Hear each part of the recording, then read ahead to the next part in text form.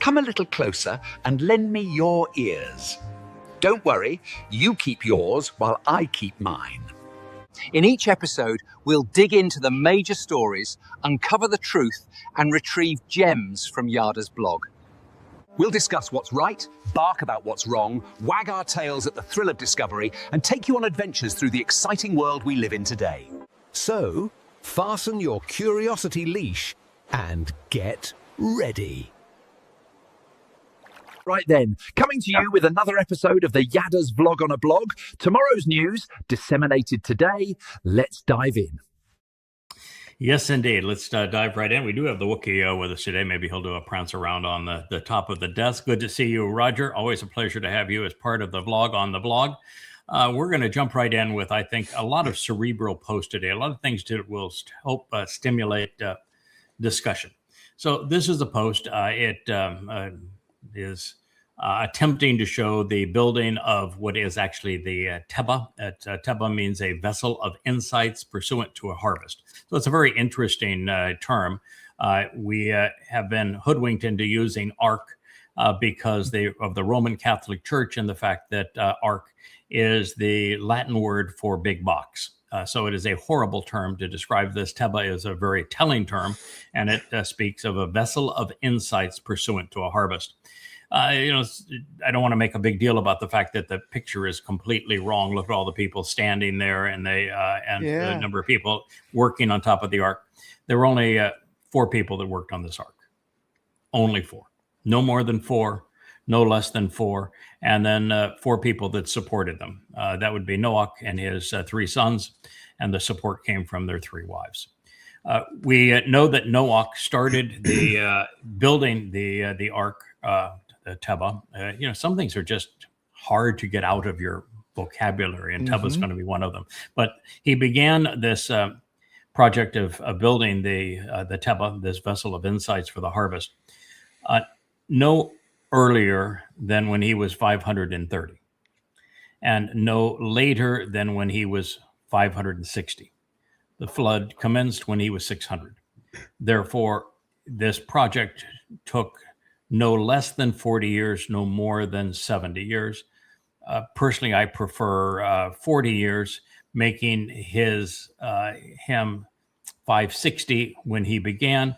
And the reason we know that it could have been really no earlier than 530, probably 560, is that when Yahweh told him to do this, he already had 3 sons, and all 3 sons were married. And the average period from birth of one of the patriarchs in that list that we are provided, and we're going to be reviewing now in the Luminary series, to the birth of the first son was over 100 years. So it would be a lightning round to have 3 boys all grow up and be married, particularly since Noach was a recluse, any earlier than 60 years after the first of them was born. So it is probably a 40-year project. That is not the point I want to make. They're saying here that the thing that was remarkable is that he did so, not the position was odd. I mean, building the largest vessel in history by 1,000 times away from an ocean or even a large lake or sea, of course, was rather extraordinary. But he did so without a sign. Abraham needed a sign. He was clueless on the covenant, and so Yahweh took him to show him what dimensions were beyond the ones that he knew, to provide a sign.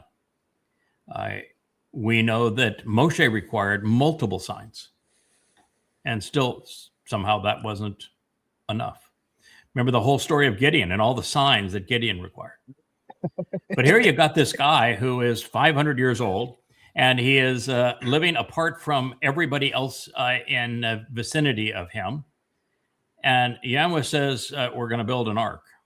We're going to build a Teba. And this is in you and your sons and your wife and your sons' wives are all going to aboard this Teba, because this is what I'm going to do. And he did not ask for a sign. Not only didn't he ask for one, he was not given one. So what do you think the odds are that some old schmo out there, an old codger, living on the lam, long way from everybody else, having rejected the religious and political and militant culture of fallen man at the time, the Nephilim, I heard a voice from God and said, I want you to build this ship, 450 feet long. It's going to be 5 stories tall. I want you to build it right here, right now. And he says, oh, sure. Let's go. Why not? Got nothing else to do. What do you right. I mean, tell me, what are the odds of that? And can you tell me that because I already know, and I hope you guys know, that there's only one logical possibility that would get you from he heard the voice telling him to do this, and he started doing it, and he did it over the next 40 years. Yeah. You need a sign. He was already knew him. He was deployed. He already knew him. Yeah, he was deployed. He was redeployed to do this. He happened to have been Chanowk. That's who he was. That's why God took him, because he had other things he wanted to do for him. He was Chanowk redeployed. That's who Noach is. And there is no other explanation that you're going to get a guy to do what he did. Right. No. Without a sign. We had a post a while back. What took you so long? Yeah. Right. Yeah. We had a post a while back talking about the amount of pitch that was used on the Tebba, right? Mm-hmm. Inside and outside, between every, to seal it and everything. That stuff is caustic. It smells horrible, because it's tar. It's an asphalt product, right? And so can you imagine working with that day in, day out on top of the sawdust and everything? Even beyond the chinking of the planks, the whole thing was built with glue lamps. Mm-hmm. And so you're taking boards and you're laminating them together. A glue lamp is much stronger than just a single board would be by itself. Plus the glue lamp you can actually maneuver into place. They were all glue lamps, and so you're gluing them together with some form of resin. Now, the work involved in this, which is really for a singular purpose, what God was trying to say is, I value life, but mostly I'm so disgusted with humankind, with humans with an Asama. I'm so distraught even having created them. I wish I had not created an Asama man. That this exercise was for the express purpose of salvaging the experiment of Nasama man. Had it not been for Noach doing this, Nasama man would never have existed. There'd have been no Torah. There'd have been no means of ever knowing God. He would never have introduced himself. There'd been no prophecy, nothing. And we would have destroyed ourselves long ago. Right. Right. Yeah. A real Planet of the Apes. And not a single sign was requested. That should tell you everything you need to know, that the realization that I have derived from the text is accurate, that Noach was Chanowk. That's why he knew.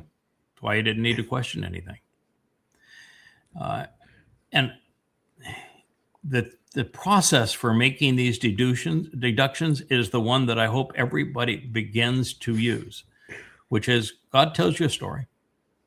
There are things that are said. There are things that are not said.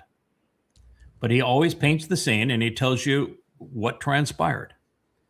And it is our job to look at what he said and what he didn't say, what happened and what didn't happen, when it happened, where it happened, and with whom it happened, and to come up with a logical explanation for all of it that helps us better understand who God is and what the purpose is. And the logical explanation here is that one of the very few Nasalma men had a relationship with Yahweh. His name was Chanowk.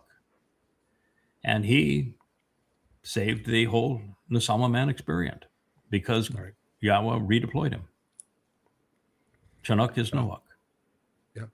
And that wouldn't be the last time. And his eldest son, Shem, the name above all names, the man of the ultimate renown, the one that Yahweh said in the 89th Mizmor, I'm going to make your name Elion. Your Shem, I'm going to make Elion. That Shem, that is the second of 6 lives of Dowd, the firstborn. Adam became Shem. Yeah.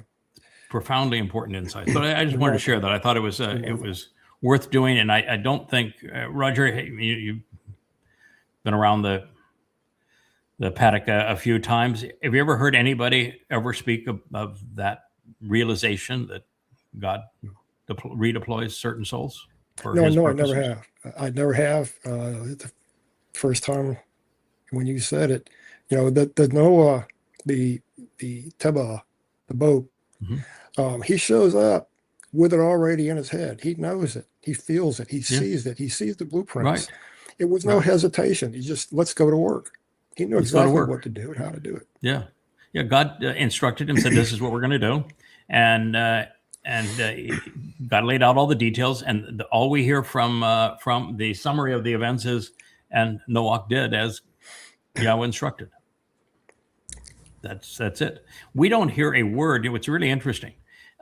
Every time with the characters that God deploys, there are speaking roles and there are non-speaking roles.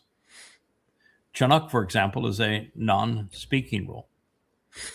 Noach was a non-speaking role until 370 years before it was all over. At the end of it all, he planted a vineyard and said, okay, it's time to tie one on. I'm going to celebrate. And so he had a few glasses of wine. And it's what happened after that he actually has a brief speaking role. But prior to that, he says nothing. He does have another speaking role. You'll find it later when he is sent down to resolve the issue of Sodom and Lot. That's him again, and he speaks at that point. But and he accompanies Yahweh when they go visit Abraham and Sarah in the announcement that they're going to have a child. He doesn't speak, but because why would you want to speak? You're sitting there with Yahweh. You're going to listen. But interesting, this story. Yeah. Amazing.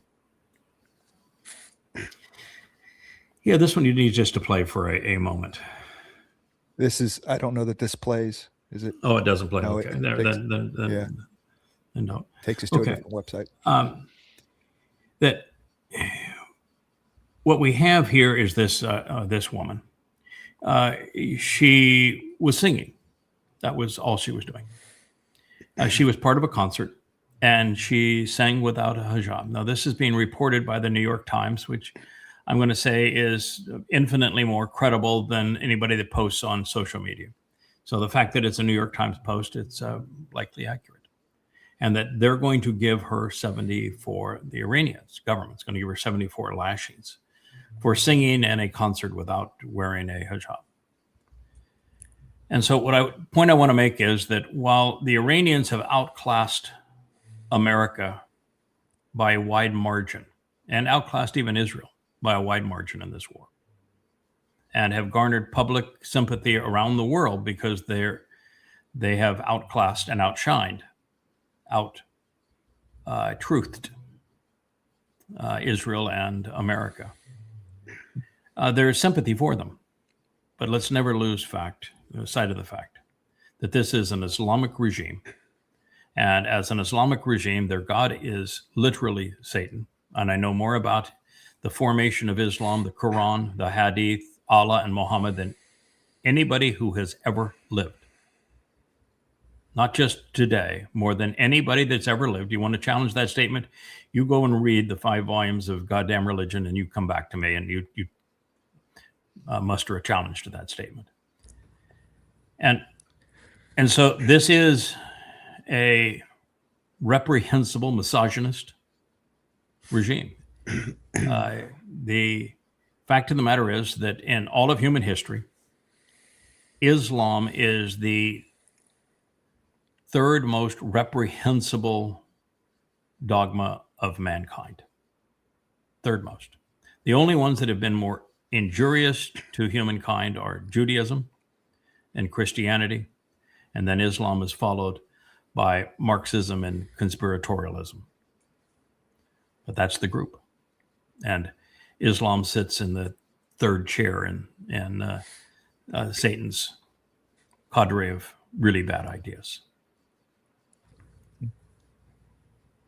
Well, 74 lashes of the death sentence.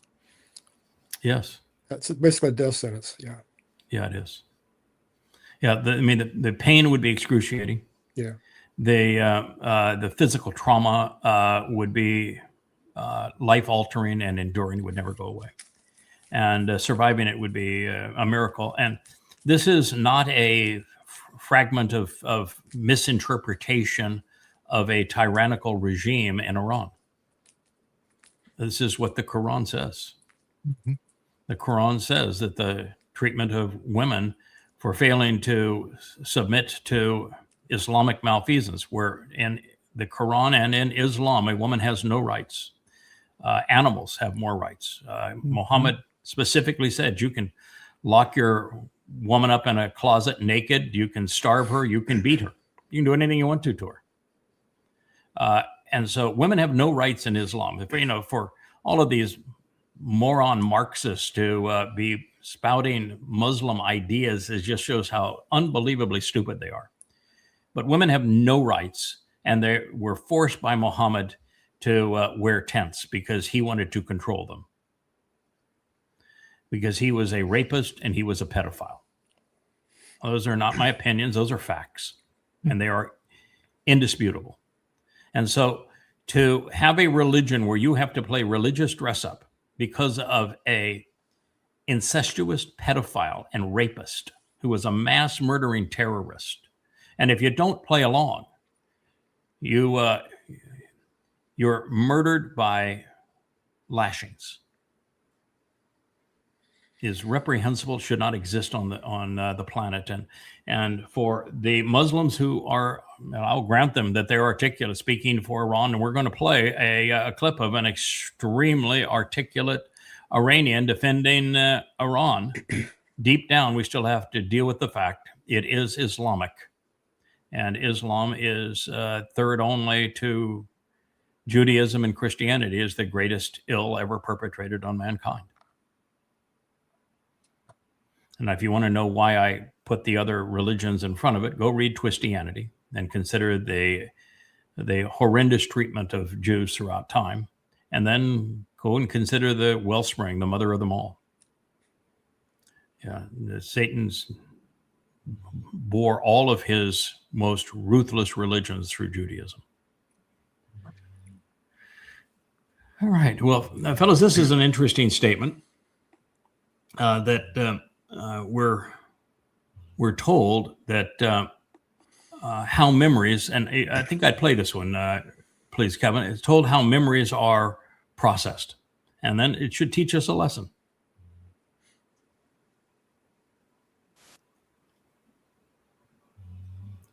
A slow start here.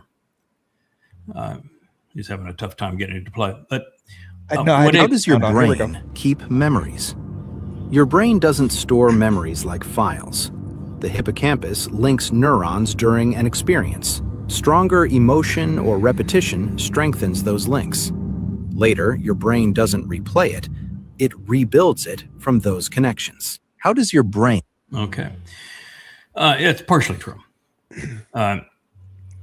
The brain doesn't have files. What it does is it makes connections between things. As I've always said, that understanding is when you have knowledge and you make connections between knowledge. Your brain will store knowledge, and it will shift that knowledge from either long-term to short-term memory by only two ways. And one of those ways is the vividness of the experience. It doesn't have to be necessarily emotional. Emotion is possible, but just the vividness of that experience. If you see or experience something that is really stimulating to your mind, your heart, your soul, it has a much higher likelihood of being retained. And the second way is through repetition. You strengthen those connections between things, and it's the connections between them that enables you to retrieve them and to use them. So now that you know that is how the brain works in terms of being able to recall information, what do you think the most effective way to teach and learn might be, to go from knowing then to understanding? Well, repetition. Done in the most stimulating way possible. Yes. Which is why I've always encouraged people when they're reading my books to read them out loud. Mm-hmm. That's why the word kara doesn't just mean read, it means recite.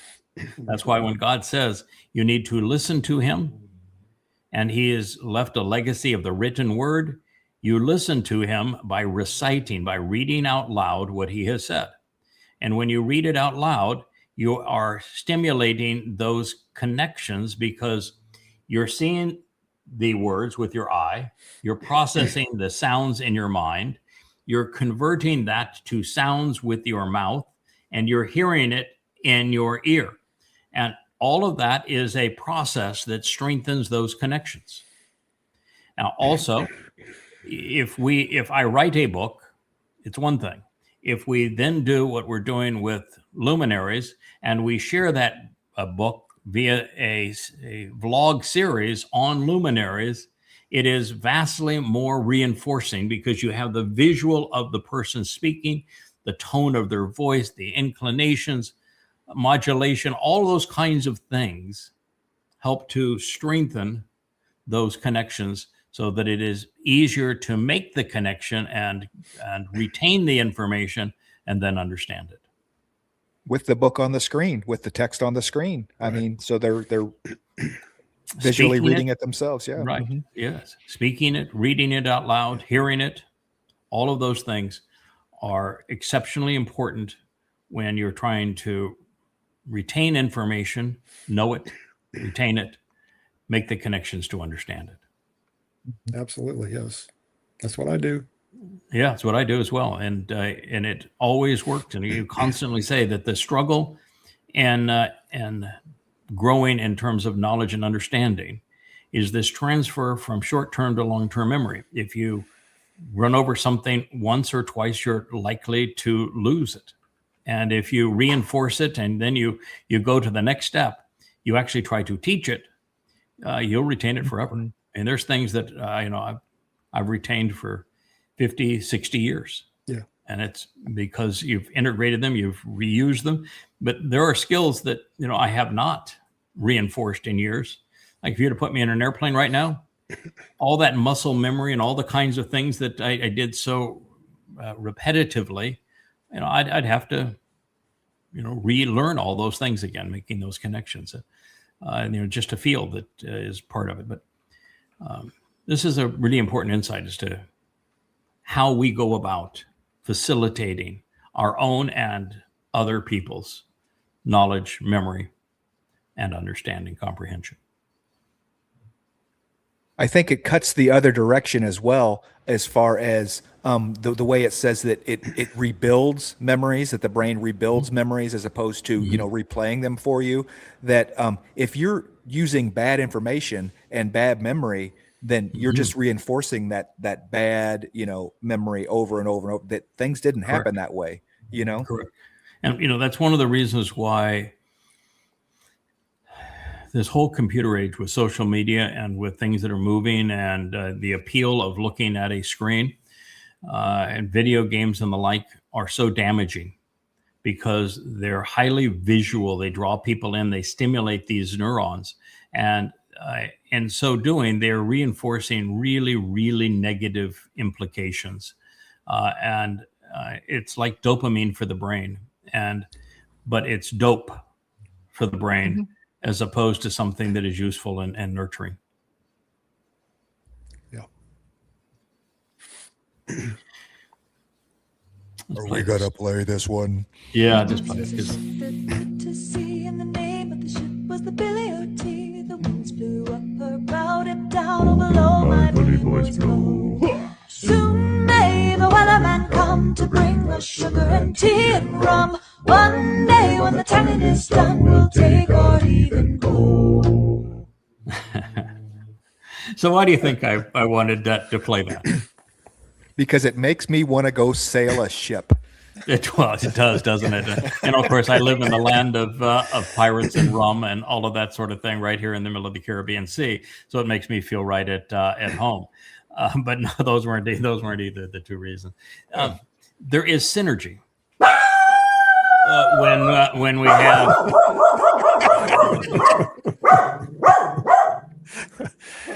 So keys on synergy. Speaking of synergy, that woke up the wiki. That is, we live in as I say, in the Caribbean, which means we have a exterminator that comes to our house that keeps the pesties at bay. Otherwise, you'd be overrun with them. And Wookiee says that is not a good guy. He snuck up on us, and I'm going to scare him away.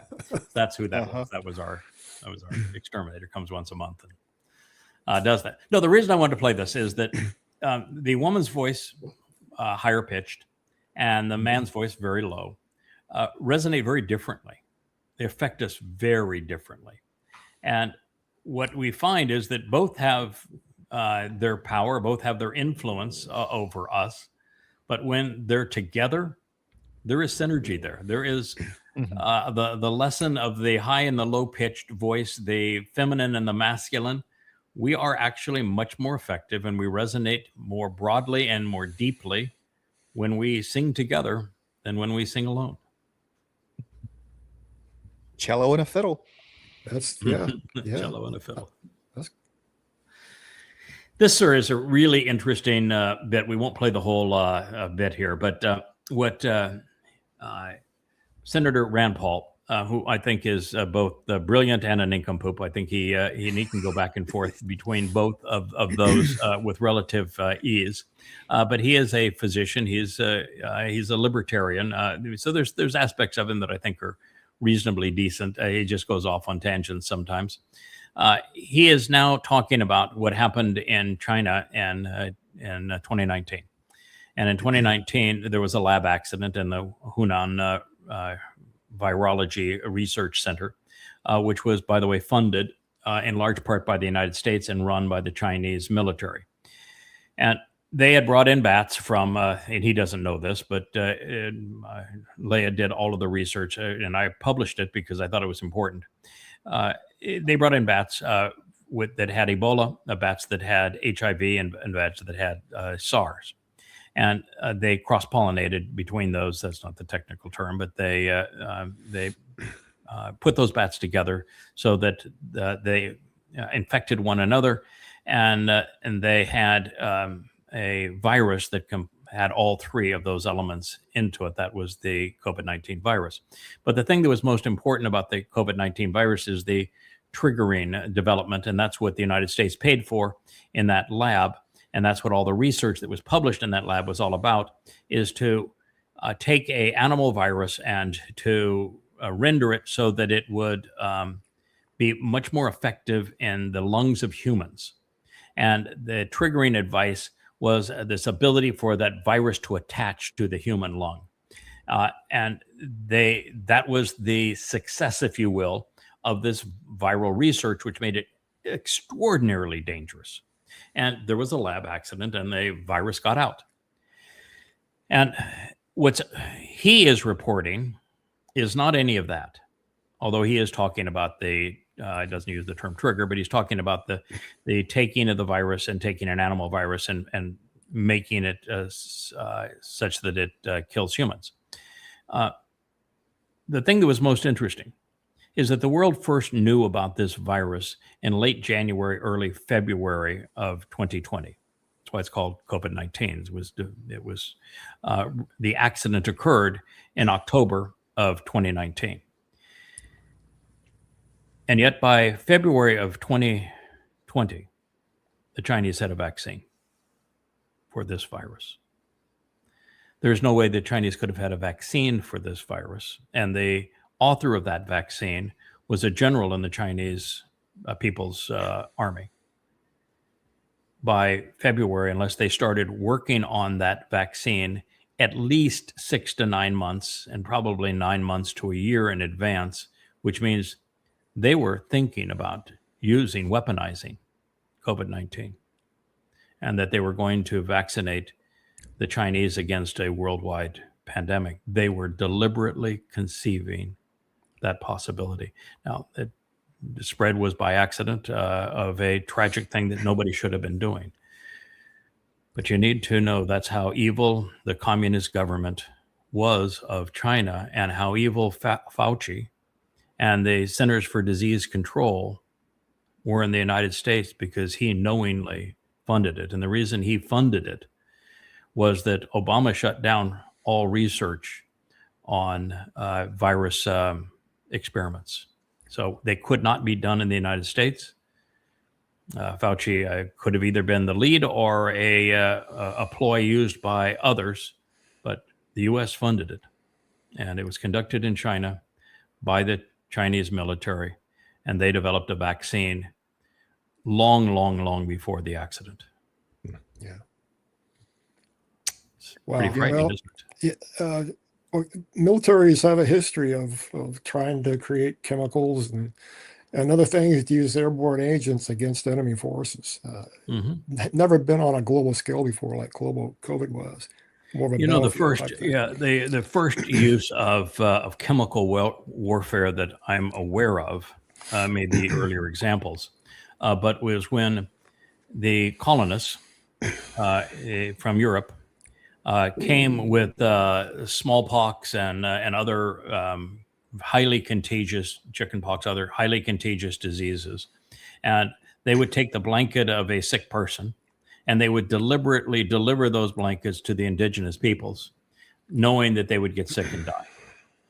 And when the first Spanish conquistadors and their priests came to the New World and marched across it, 95% of the indigenous population died within the first 100 years. 95% from disease. And when the conquistadors went to places like the Incas and the Mayas and the Aztecs, the same thing occurred. It was mass extinction of the population. But in the case of the American colonists, it was deliberate. They knew exactly what they were doing. They did it on purpose. And there were examples too with the conquistadors where they knew what they were doing. They did it on purpose. That's the first example of chemical warfare. You know what the most glaring example is in modern times of chemical biological warfare? Not actually the chemical weapons in the trenches in World War I. It's what Woodrow Wilson did. Woodrow Wilson, I think it was in Kansas, was doing an experiment with a virus. It was called flu, that was exceedingly deadly, and that initially was passed on via horses. And he then conducted more overt experiments with that virus, and then he deliberately infected U.S. service personnel in a fort in Kansas, and then had them shipped into Spain, because Woodrow Wilson was part of that mindset of the world is overpopulated and we need to depopulate the world. And so I think it's around 100 million people. They brought them all through Kansas City's railroad station. Yeah. So anybody from Denver to Dallas, that was the central point of all the people that were brought in. Yeah, it was a troop marshaling area in Kansas. So I was right about that. And they brought them into Europe and via Spain, and they populated all through Europe. And over 100 million people died because of biological warfare that was perpetrated on purpose by a president of the United States, Woodrow Wilson. Yep. And they called it Spanish flu because all those guys got off the boat in Spain, and by the time they got there, they were all sick. Yep. Yeah, they called it the Spanish flu. It was no flu than the man on the moon. But that's the first experiment on it, and America is the perpetrator in the modern age. In fact, a dual time perpetrator in the modern age are colonialists and then Woodrow Wilson. Yeah, I think that siege engines have been tossing diseased bodies over city walls for a long, long time. So this idea, they didn't understand the biological component of it, but they absolutely understood that what sickness came from and that sort of thing. You're right. You're right. My whole thoughts on COVID-19, and these are just my thoughts, they don't express the opinions of anyone else, is that I think that COVID was a socialistic clear off the useless eaters ploy. The most affected population group of COVID-19, the most of the people that died were the boomer generation, the most of them, and they were an absolute drain on social welfare through healthcare and things like that. The older, sickest people died. I mean, not that it was intentional, but I'm saying that's what happened. It's what happened, but it's sometimes there's no cause and consequence direct link. Sure. The actual death to COVID long term turned out to be no different than a bad flu year is 1 in 1,000. But our mismanagement of it and the fact that we brought sick people into hospitals, and the fact that religious people, particularly the ultra-Orthodox Jewish community in New York, which was the worst of it. And then in other countries in Asia, it was fundamentalist Christian organizations, and that also through Europe. It was always the religious that were saying, oh, God will protect us, so we're not going to quarantine those who are sick. We're going to bring them in and mix with them. And that's what happened in New York with Jews. It's what happened in Christians in Asia and in Europe. And it's what happened in America with our medical facilities. Rather than quarantine and take a different virus and put the people into a quarantine a hospital, makeshift hospital that you build in, whether it's tents or whatever, and you go in with a bio gear. We brought them into the hospitals which is what Yahweh says. We brought them into the environments where people were sick and dying, and so. About 85 to 90% of those who died from COVID had one of 5 other comorbidities that would have killed them within the year anyway. So it did, it's like the regular flu. It takes the lives of the very young, the very old, and the very sick. And diabetes and blood issues, vascular issues, heart issues are the kinds of things that it preys on because those body systems are already weak. And so it did take a disproportionate toll on people with diabetes, people with lung disease, people with heart disease, vascular disease. And they did publish that it was 85% of the deaths that attributed to COVID were comorbidities, and there were up to 5 comorbidities on 85% of them. Wow. Yeah, it says, I think it's important to study things like this. First of all, to understand, which is why I posted this, that the communist government in China had no moral compunction, nor did the United States government, because it funded it, to create viruses that were specifically targeted to humans, and where the triggering mechanism was targeted. And they made, at the same time, a vaccine to protect those that they wanted to protect while killing everybody else. And that collectively governments become this evil, including the United States government, including the Chinese government. It's important for people to know that. It's also important for people to know that our government and the science of it turned out to be dead ass wrong. That the whole approach to COVID-19 was the opposite should have been done that was done. And that's why I reported back in February and March of 2020, I wrote chapters of books on what we were doing wrong on the treatment of COVID-19 and managing this through fear porn as opposed to isolating the virus and following Yahweh's advice, which is both masks and isolation. And then the other part of it is that I wanted to demonstrate that this normalcy syndrome that people have, what they cannot imagine now that we've gone into the time of trouble, particularly look at Israel. It was checkmates against Israel, and they can't process what that means. That people think that tomorrow's going to be like today. They are just incapable of processing the fact that it is not. The world is 7 years from its complete and utter demise, with exception of a minor remnant. And COVID-19 was a great exemplar in that story, because from 1 month to another, people around the world lost their livelihoods and their freedoms. and it bankrupt nations. There are still nations that are bleeding and bankrupt because of their policies under COVID-19. But it showed that with fear porn, almost everybody is willing to give up their freedoms and their livelihood and to be totally controlled by governments that are misleading them. Mm-hmm. Yeah, and it also showed that science is now political, that it was the politicalization of science that prevailed, not actual science. I still see it as the biggest financial pump and dump in history. The amount of money that was made in such a short period of time for a handful of groups of investors compared to the benefits. Oh, it was disastrous for 6 billion people to participate. Disastrous for countries around the world. So, lessons worth learning. I have this one up just for one purpose. You know where he's standing? Mount of Olives. That's the view. Correct. That is the view. That is the Temple Mount.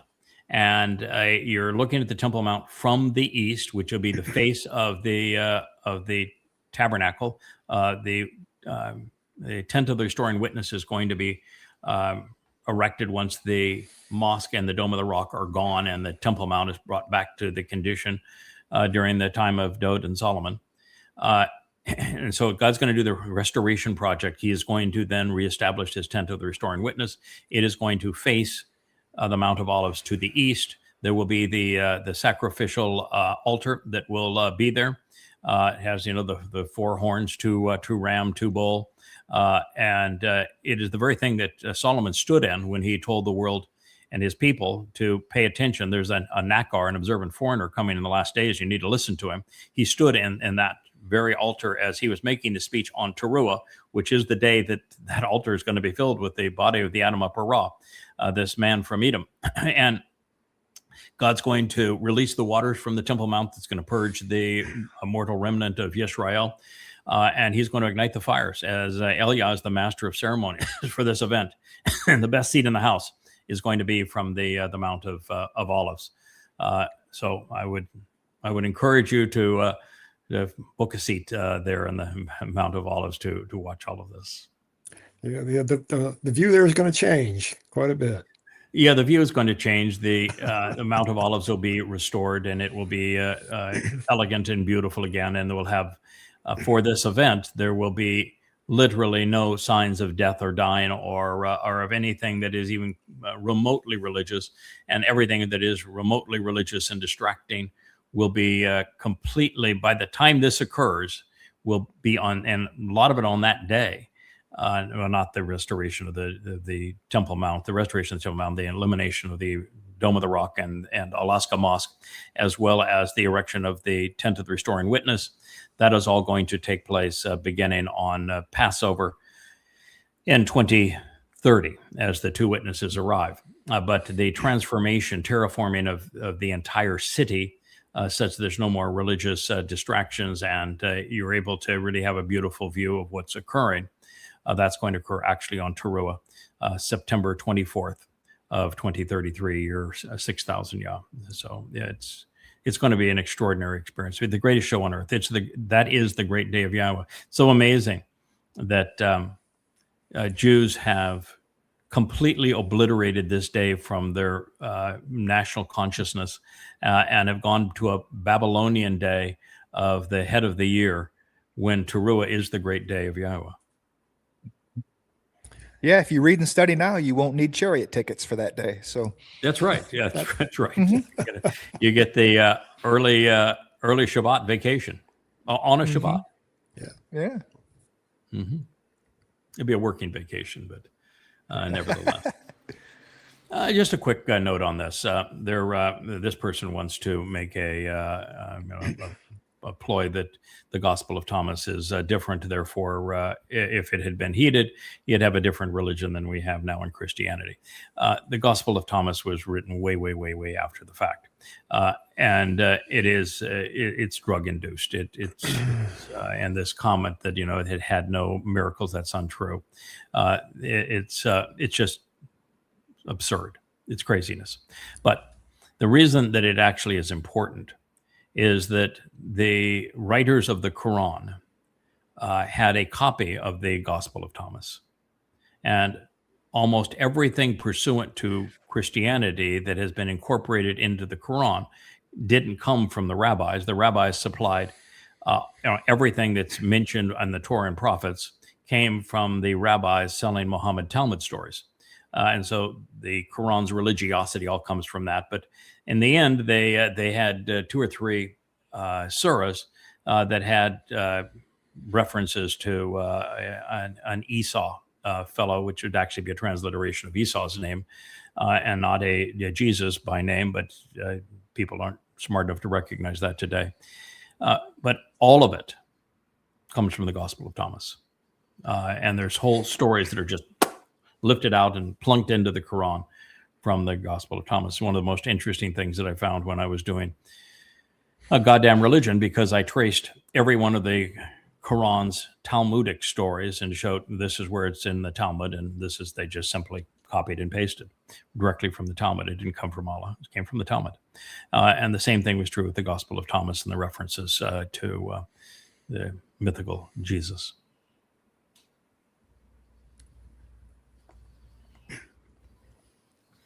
You're not seeing what you think you're seeing. Yeah, I thought this was interesting because what it says is that we actually don't see color. We process color. And so the most interesting thing of color, of course, is the sign of the covenant, would be the rainbow. And what that means is that rather than seeing the rainbow, we have to perceive the sign of the covenant in our brains.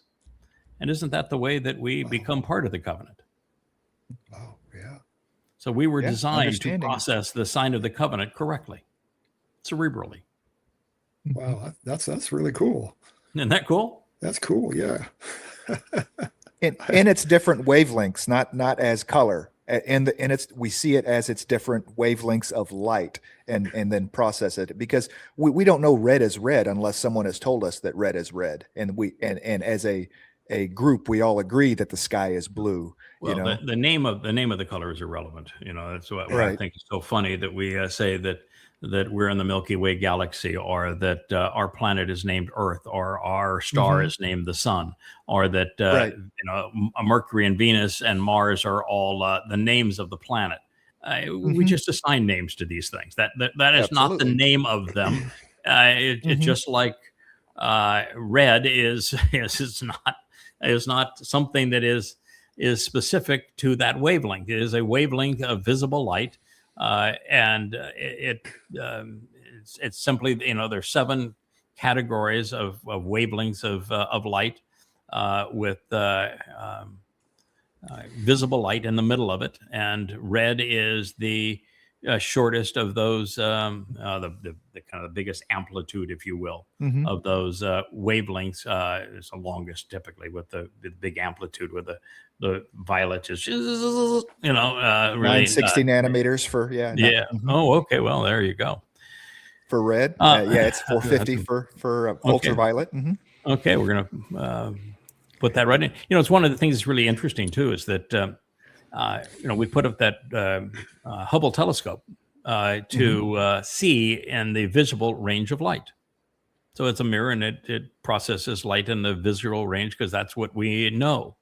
And then somebody along the way, after Hubble, said, the light that's any distance from us has gone through this redshift, which means it's moved towards the far red. So if we were to create a telescope that sees light that is in the far red range, then we'll be able to see much further back in time, and we'll be able to see through all the clutter and everything else. And so Webb was designed to see in a wavelength that the human eye cannot process, but our computers can, and can render it as a visual, and we can even render it in colors and that sort of thing.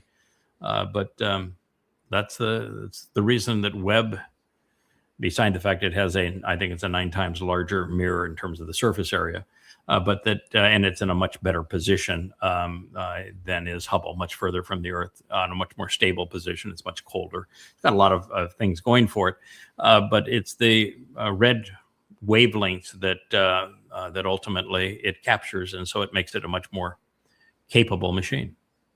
Oh, that's I can't wait to learn more about that. Yeah, it's going to be good. We'll be able to see in all 7 wavelengths when our minds and souls are enhanced by God.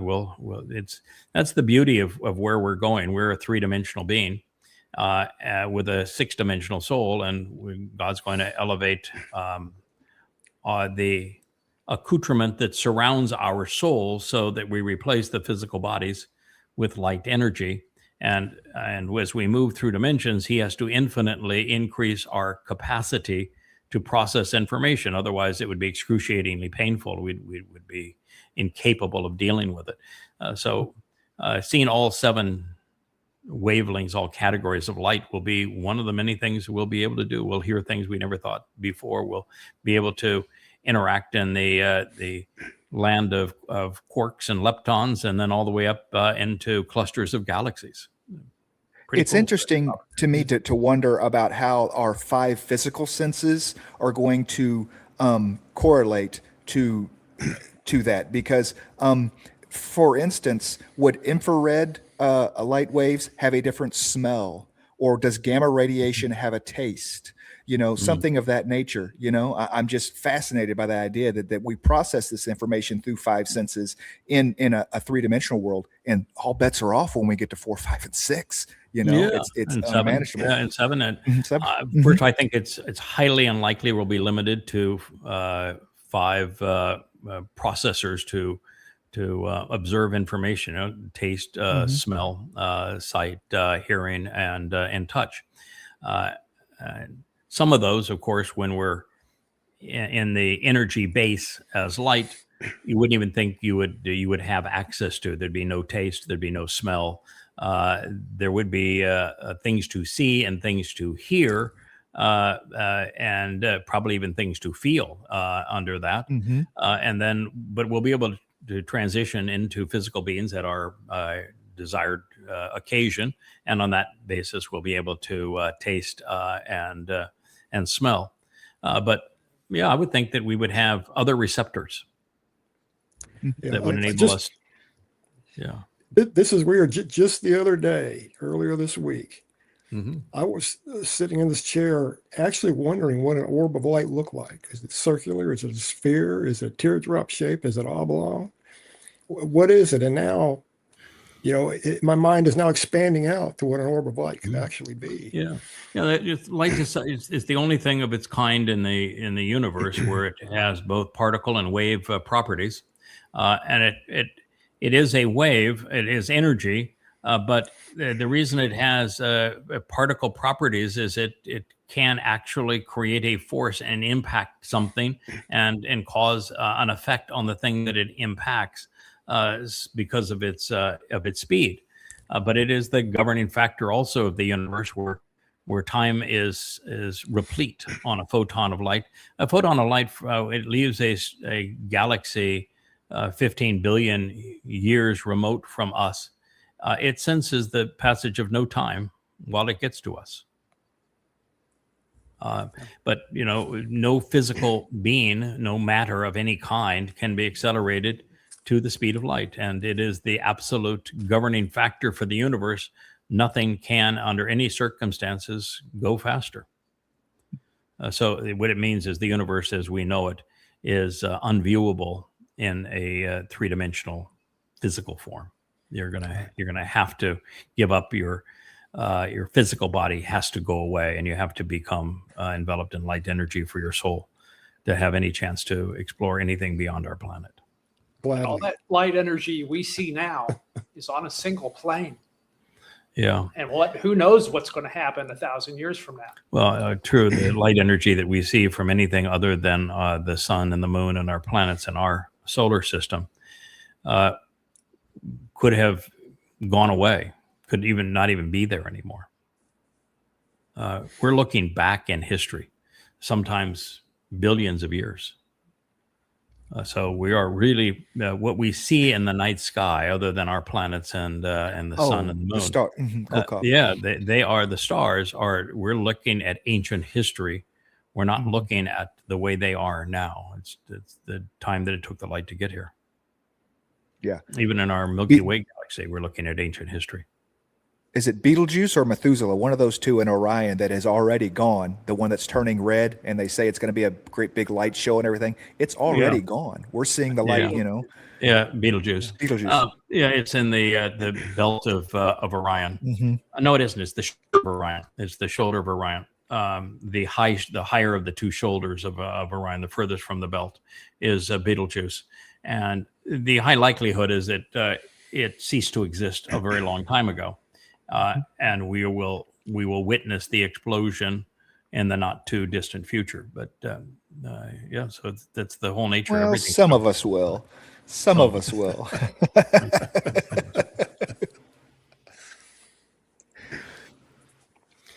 I want you to play this one. This is the only person standing in front, and I wish he wasn't standing in front of it to begin with, because it had a decent closed caption that was helpful.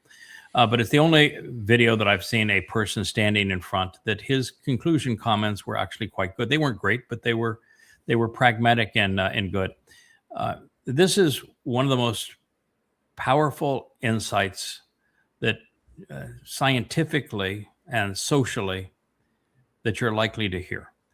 I have been making the statement now for 25 years that the younger generations have been dumbed down, and that they've been dumbed down to the extent that they have a very difficult time thinking. They just do not process information well. And that we are now in a position where if Yahweh didn't resolve everything that we have happening around us very quickly, there'd be no one to talk to. Because you have at least 2 generations now, and perhaps 3, that are essentially incapable of processing information in a rational, reasonable way. Now, I've made that statement many times, and I've said there's a number of factors that have caused it, and part of it is the indoctrination, both educationally and in the media. And part of it is video games, part of it is social media, part of it is AI. And I've even gone back to say that part of it is something that Perry brought to me today. I am old enough that when I was in college, they were just beginning to bring out the first Texas Instrument calculator. And I struggled with it. I received only 2 grades all the way through college that weren't an A. And one of them was in a class that was a business, finance, and management class, where the financial forecast required the use of either a slide rule or a calculator, but the calculator was much faster. But I didn't like calculators. I didn't like pushing buttons to get answers. What I liked was a slide rule, which is something, this came out of this case here. Let's see if I can put it in a spot that you can see it. So it came out of this case. This is Perry's. I have personally owned many of these. This is a slide rule. And you can see that it has this slide here and it slides here. The purpose of a slide rule is to calculate the relationships between things. And it works on a logarithmic scale. And if you know how to use the slide rule, you can determine mathematical relationships between things. And that's how my brain worked. I liked forming relationships and connections between things, and you could see the proximity or the distance, and that's what you were approximating in this logarithmic scale of the slide rule. I didn't like going from thinking to pushing buttons, because then my mind was no longer engaged. I was pushing buttons, and the little lights, the LED lights, were giving the answers as opposed to me contemplating the answer. And so it took my brain out of the equation and gave me the answer. I didn't like that. I wasn't good at it. It troubled me. And so I remember that test, and I did poorly on the test because I did not use the calculator appropriately because I was uncomfortable with it. And one of the things I have said about that is that when calculators were invented, what it did is deprive people of mathematical multiplication and division tables. And once you don't do math in your head, you lose the relationship between things, and then you lose the ability to be rational, because being rational requires you to do probabilities in your head. I'm constantly looking for common denominators. I'm constantly looking for what is the highest probability given this set of circumstances. What is the most logical and highly regarded probability here, and what things are just, that doesn't make any sense. The likelihood of that occurring is nil. So I'm constantly brought information where somebody says, this is something I just saw, what do you think? And I said, no, it's impossible. The likelihood of that series of events leading to this is nil. But here is something that would lead to those events. The calculator destroys that. The slide rule encouraged it. And doing math in your head, particularly geometry and algebra in your head, encouraged it, and the calculator discouraged it. And now everybody has a calculator in their phone. So I thought that was damaging to thinking. But today we've gone way beyond that. We've gone with, you don't do research, you ask an AI search engine, you Google it. And now you Google it on your phone. And nobody has to remember anything, because you've got your date book in your phone, and you've got your calculator in your phone, and you've got all your contact information in your phone, and you can look up any question in your phone. And so nobody remembers anything anymore. There's no reason to reinforce those connections in your brain. And now we have social media where you get completely lost in an artificial world that is completely detached from reality and is run by AI that is doing the thinking for everybody. It is a disastrous situation. So this is a presentation on how we got to this situation, and that I am indeed right, that the Generation Z is quantum leaps repressed in terms of cerebral acumen. They have lost the ability to think. It's why you have all of these Marxists that are winning like in New York and in Washington, D.C. and in California, is because the people who are voting have lost the capacity to think. Let's play it. And what are they going to do when the battery runs out? My name is Dr. Jared Cooney Horvath. I'm a former teacher turned cognitive neuroscientist who focuses on human learning. And I do not receive funding, nor have I ever, from big tech.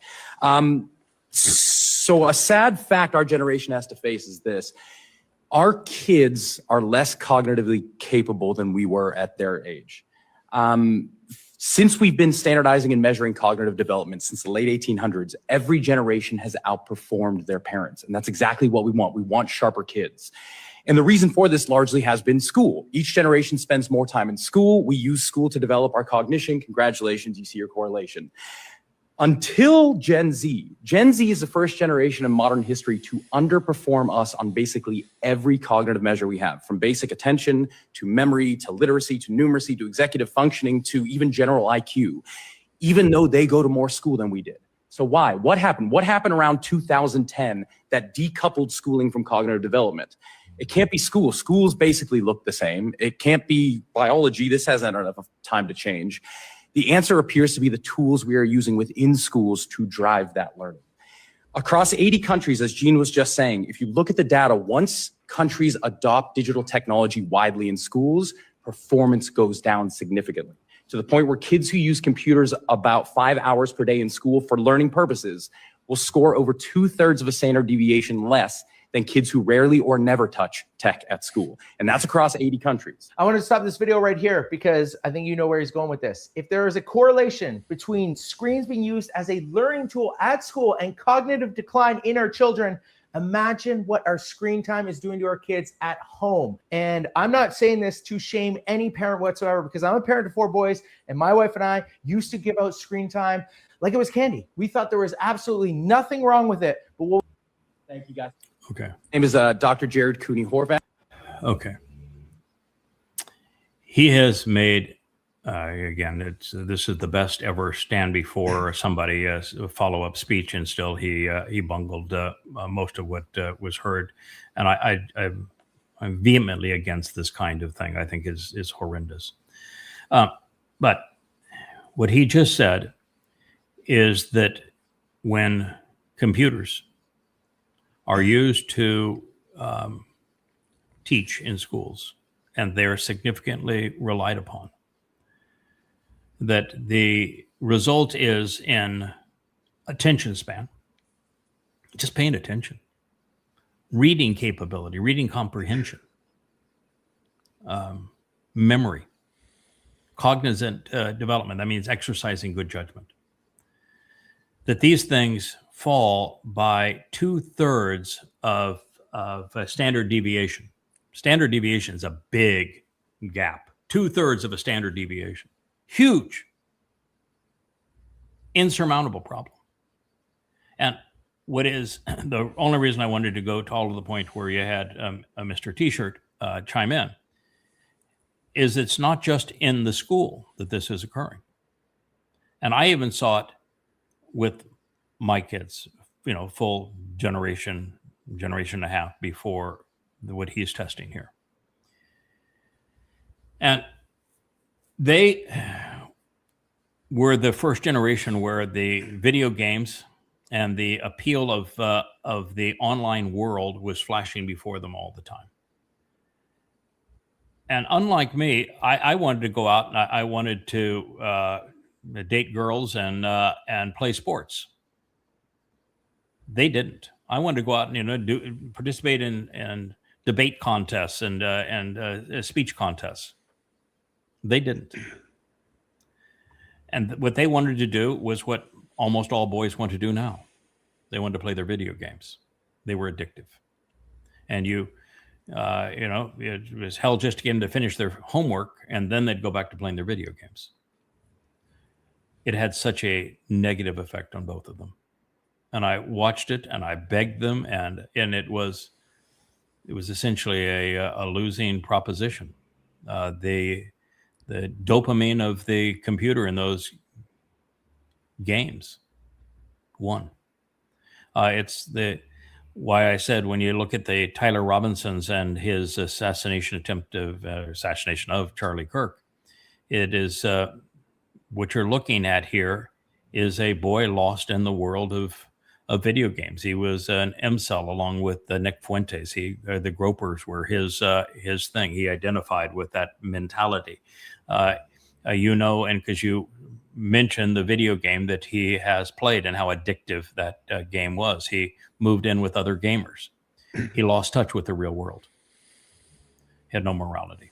He literally had no concept of interacting in the real world anymore. He lost it. And that's happened to a full generation, 2 generations now of boys.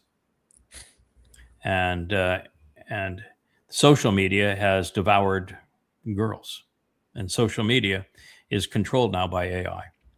And if you look now at the pace of AI writing term papers, doing research, telling people how to text, how to have a date, how to make money, how to be an influencer, how to do everything, the reliance on AI and the participation in the swamp of social media, combined with carrying a computer in your hand with all the visual stimulus of the modern cell phone, and there's 8 billion of them now, there is no hope. You can't undo that damage. The only way to resolve the plight the world is in and return to Yahweh is we have to patiently, deliberately, thoughtfully read and consider what he has to say and process that information intellectually. And you've got 2 generations that are completely incapable of that. And of course, then you have all of the religious who are incapable of it, and all of the overtly political who are incapable of it, and the conspiratorial who are incapable of it. And so the job that we're doing right now could not be done. It's going to be almost impossible to get it done now. If you were to postpone this 5 years, no chance. Couldn't get it done. AI will be too pervasive.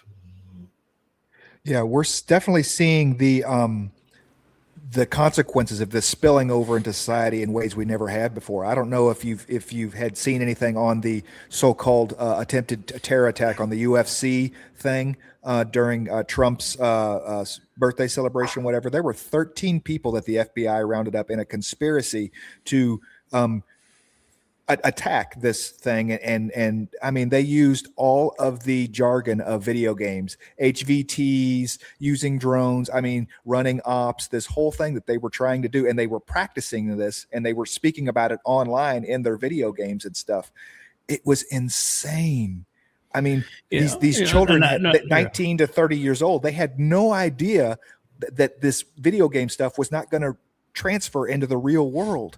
You know, I mean, they were calling each other snipers and stuff, and they didn't even had never shot a firearm before. You know, you're going to be the sniper, and it was insane, absolutely delusional. But I want you to keep in mind, and you're more tuned into that world than I am. You actually spent some time in that world. You're 25 years younger than I am, and Roger, you're probably within 10 years of my age, but you're much younger. And so what I want you to keep in mind is that there is a very high unlikelihood that 99% of the kids, boys particularly, that are into those video games in the unreal world, particularly the dark web and social media, would actually carry out anything in the real world. They're just ill-equipped to do so. So their whole world is online, and I wouldn't trust anything that the FBI told me if they, if it all came with receipts. I just wouldn't. I think that the FBI and the CIA and the NSA are completely counterproductive agencies, and all of them would go to the lie before they would tell the truth, even if the truth worked better for their scenario. So I just don't go there anymore because there's no credibility in any of that. And yes, I understand that there are millions of boys and men between 10 and 35 that are caught up in this, and they can't get out of it. And they live in an unreal world. They're incels, involuntary celibate, because they can't form relationships. They blame everybody for their miserable lives. They're unproductive. They're into all manner of conspiracy and games and the like. They've lost good judgment.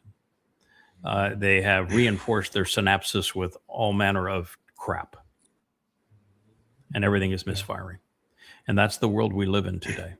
And that's the reason why you cannot relate to the overwhelming majority of people. That's why that in places like New York and Washington, D.C., young people are electing socialists, clueless as to why the collectivization of economics will be devastating. They're just clueless. They have no concept of what has happened because they don't read, no understanding of history, no appreciation of economics. And this is the reason why democracy always fails. Always. And it will, and it is now. Well, a couple of points. It only takes a lot of time with a lot of agents, drugs, alcohol, whatever it is. It only takes the first exposure to hook you. It according to the psychologist I talked to, it stimulates something in your brain, and so it only takes one exposure to hook you. So the key to it is just to prevent it to start with. But you can't do it now. It used to be you could, or you could try, but now it's impossible. We cross. Yeah, I think it'd be if you were under 35, I think it would be almost impossible to live your life in the real world. Yeah, to meet with people in a real world as opposed to the artificial world.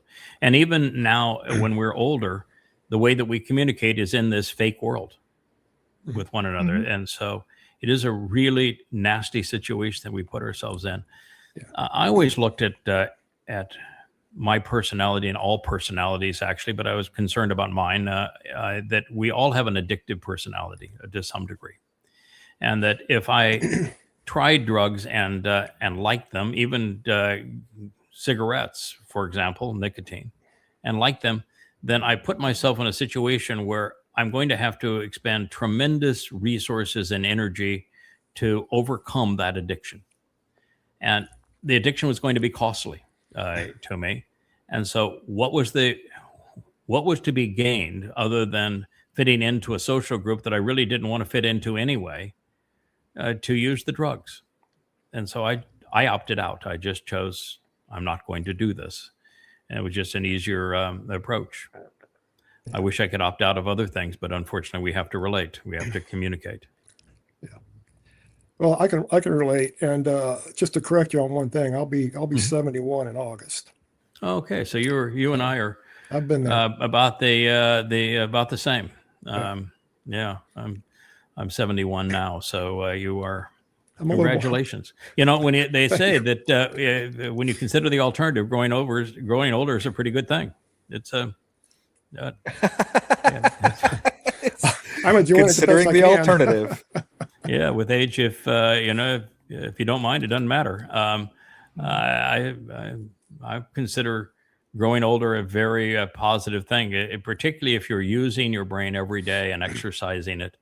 Then every day you're actually building on a reservoir of information and a foundation that just wouldn't have been possible when you were younger. So there are lots of advantages of growing older, particularly if you've managed to keep your wits about you. I still remember the days in the late 90s, early 2000s of Baby Genius, where they were basically a flashcard stimulating quick response to everything. And there's always a reward. And they were like, your child's going to become a genius if he follows this program. And then they found out that these kids had no patience. They couldn't think through anything. And the program kind of disappeared. But that same technique is all through social media now. Reward. Oh, yeah. That's the whole thing about X. X is addictive because you have an instant response to everything you post. And everything you like, and it's really, really addictive. And then you realize that the whole thing is being run. Your whole life is being managed by a robot, by AI. A digital global dog chain. Yeah, it is a digital global dog chain, and you realize just really how hideous it is. And it's also true to just a slightly lesser degree on Facebook and on YouTube. And it's a highly jaundiced world where truth is not rewarded, and lies are the only thing that become popular. Yeah. I didn't join any social media until I met you. Yeah, come on down to X, and we're going to have a good time. No, I didn't say we have a good time. Until Yahweh asked me to do this, I had never posted a single word on any social media platform. So the only reason we did it is the boss said, I want you to do it. And we just have this tendency. If the boss says, I want you to do it. Yes, sir. I didn't know how bad it was really going to be. But boy, I was happy to get out of it. I got out of it. I X'd it out. Yeah, I X'd it out. I haven't been to X in probably now 6 or 7 months. I haven't been to my own Facebook account in that amount of time. I have a Facebook account only because we found a way to do this vlog on the blog by posting things from the Facebook account. So I have a feed and I can comment on that feed, and we can use it to do this program, which I think is instructive. It says we're talking to people in a manner that is far more conducive to the way they want to process information and learn. Other than that, I wouldn't do it. And then, all of our programs are organized. Their vlogs are all organized as our books are on the Yah-Media.com website. And we could store all of them on our server. We can't serve them up. We can't provide the bandwidth for people to view them on our own, because those companies like Facebook and YouTube in particular, and Amazon, they own the backbone of the internet. And so they can do things that we can't do. So we have to post all of these things on those sites and then draw from them onto our site. And we actually are playing them on our site, but from those sites, because they're actually the ones that are providing the bandwidth. So it is a necessary evil in our world. So this is an interesting thing. This person is interviewing a Microsoft developer. Microsoft is not a major player in AI. They're in AI, but they're not a major player in AI. It's kind of like Musk with Grok. He's not a major player either in AI. But he's asking the Microsoft guy, so is there any concern with AI becoming too powerful? And this fellow has this 4 things that he says that if 1, 2, 3, 4 happen, then AI has to be moderated by governments. And the one that he left out, he says, is AI capable of thinking? Is AI capable of adding to what it knows? Is it capable of essentially funding itself and feeding itself?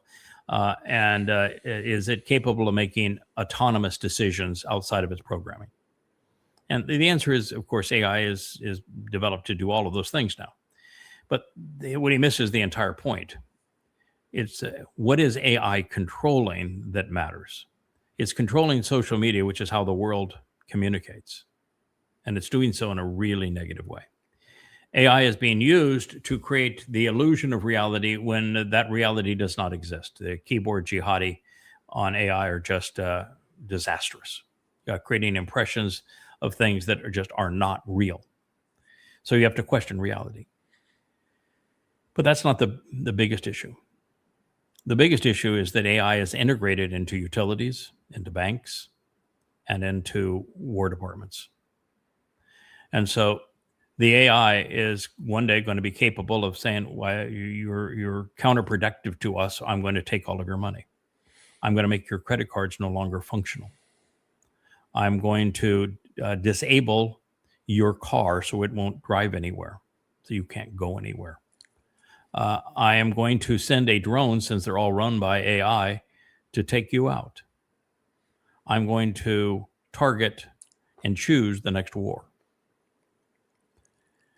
So AI being integrated into utility grids, social media, computer operating systems, tracking you, controlling you, banks, your automobiles. It has complete and total control. It dishes up what you can see and what you can't see, who you can communicate to or who you can't communicate to. And so it is a completely controlling mechanism in its present state.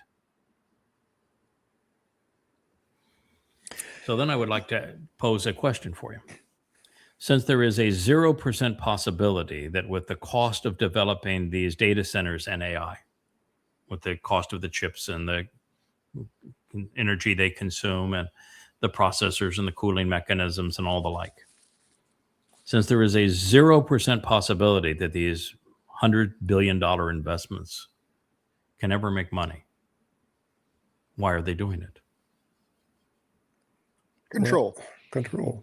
It's always been about control. It's control. That's it. Yep. And guess who's going to be the victim of that control? People. They only want to try to control those that are trying to make a difference. It's a big club. If you're part of the zombies and just going along, you're promoting your political candidate because you've been brainwashed, then they don't need to control you. You're already controlled. If you're overtly religious, they don't need to control you either. You're already dumbed down to the point where you're just a functioning zombie. They don't need to control you either. It's the people that stand up apart from those things that they need to control. And they will. I think that's why Yahweh said that he wanted his people to listen to the voice that comes out of the sky as we enter the end times. But finally, God just takes it all into his own hands. He puts us on the Temple Mount, and he has his own version of social media, Yah-Media, that runs above our heads. Talking to people, visually showing them what needs to be shown. Doesn't need internet. Doesn't need a power grid. Isn't governed by an AI. Doesn't have algorithms we have to worry about. We could care less about popularity. But God's going to take it into his own hands. That's why we're going there. That's why we're no longer going to be broadcasting as we're doing now. 3 years from now, it's going to be radically different. Almost 4 years from now, but yeah, radically different. We're going to be on the Yah's platform, literally on Yah's platform.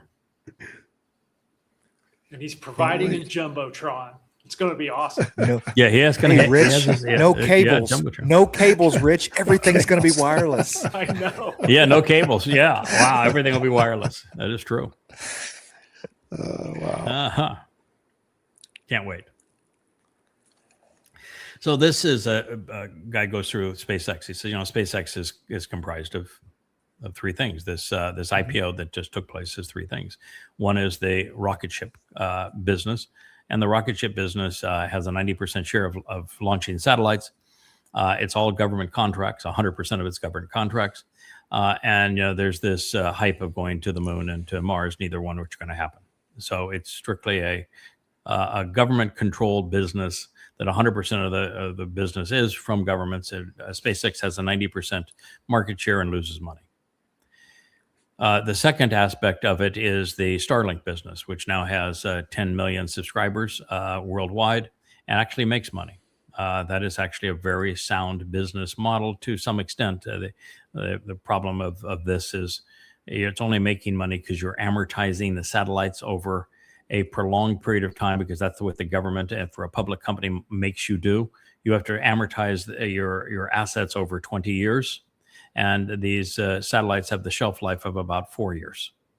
And so it's creating the artificial impression of making money. But it's if you actually expensed those satellites, which is really the proper way to go about it, and you applied all proper costs to those satellites, then SpaceX or Starlink would be losing money. And there's no way to turn that around because of the obsolescence. These low orbiting satellites, that they just burn up in the atmosphere after about 3 or 4 years.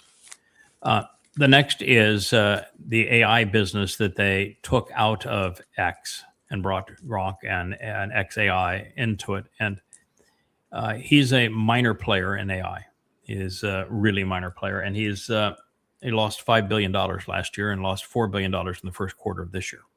With AI, He just open sourced it. He threw it out through the public, and now it's open source AI. Mm-hmm. And that just happened this week. Yeah, you can't make money that way.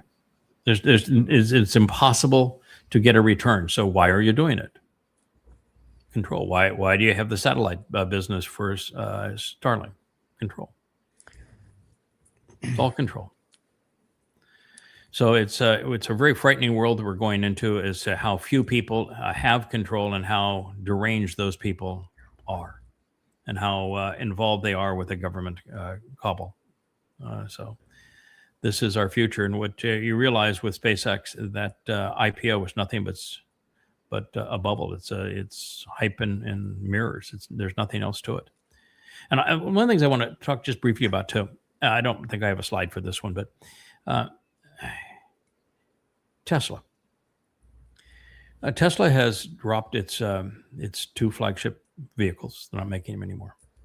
They're losing market share rapidly everywhere in the world, except the United States, where the government has precluded competition. That's why Musk went back to Trump. And even then, their margins are shrinking rapidly around the world. And so he's decided to go all in with Tesla, all in, everything in, with AI. And so to do that, he has designed his own AI chip that consumes less electricity and is smaller. And he calls it, I think, AI 5. He's designed it. He says that he's now got a certified design. Do you know how many he's made? Zero. He's claiming that he's going to hand make maybe up to 5 of them that can actually be tested late this year, individually handcrafted. He is building $100 billion kind of factories in Texas to mass produce them, something that's never been tested, and that he has zero experience mass producing. And he says, well, I'm in the Taiwan semiconductor manufacturing company is a partner, and Intel is a partner, but they've never made anything of this caliber in the United States. And what we found is in the United States, we don't have the workforce or the acumen to do these kinds of things.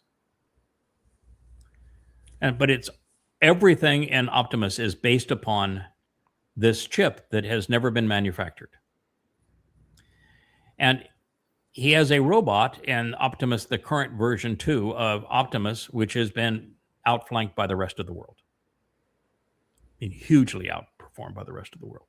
And so he's saying, well, we're not going to make Optimus 2, we're going to make Optimus 3. So I'm building the factories to make Optimus 3, even though I don't have a factory to build Optimus 2.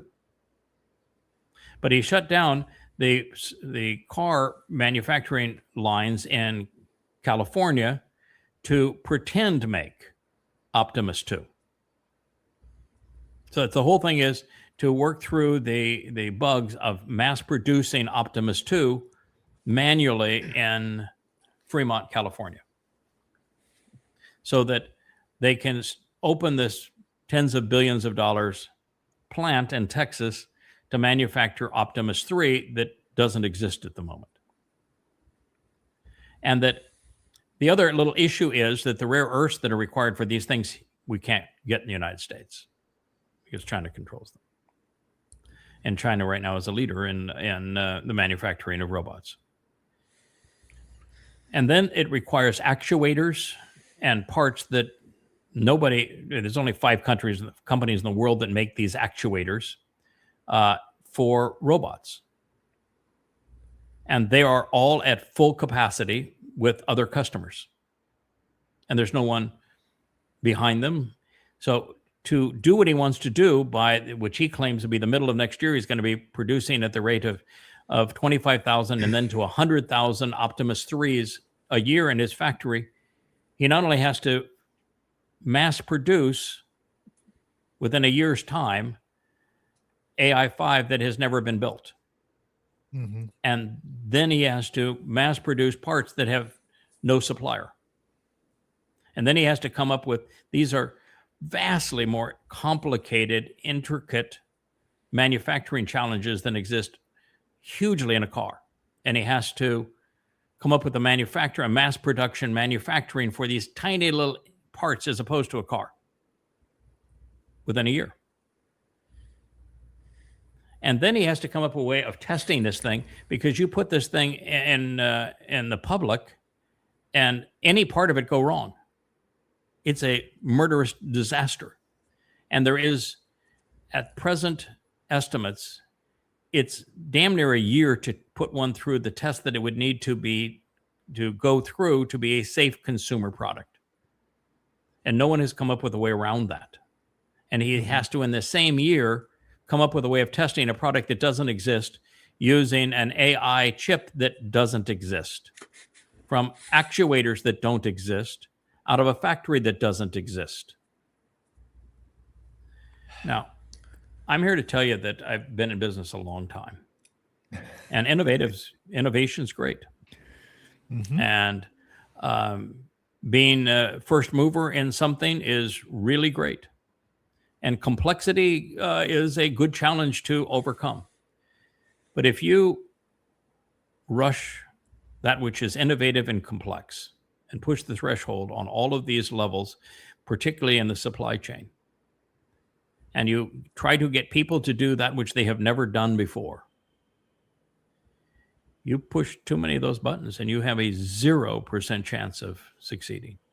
He's in that situation with Optimus, which is the entire fate of Tesla. He is going to fail miserably this time next year, and all of the factories that are being built and all of the batteries that he is making. He's not going to have suppliers. He's not going to have an AI chip. He's not going to have a testing protocol. He's not going to have a manufacturing process that works. And he's not going to be delivering at the pace of 25 to 100,000 robots. But he is a really good carnival barker. All you have to do is hype the technology, and the investors will come. say AI, and the investors will come, even though there's no chance to make money. And in a product this complicated, you could no more sell for $25,000 and make money than the man in the moon. And for what it's incapable of doing now, you'll have a number of people that buy them for amusement. I've got one in the corner. It can sing and dance. And you want to play that sing and dance, it can break dishes. It can kill the dog taking it for a walk. It can spill the garbage. I don't know what else it's going to do.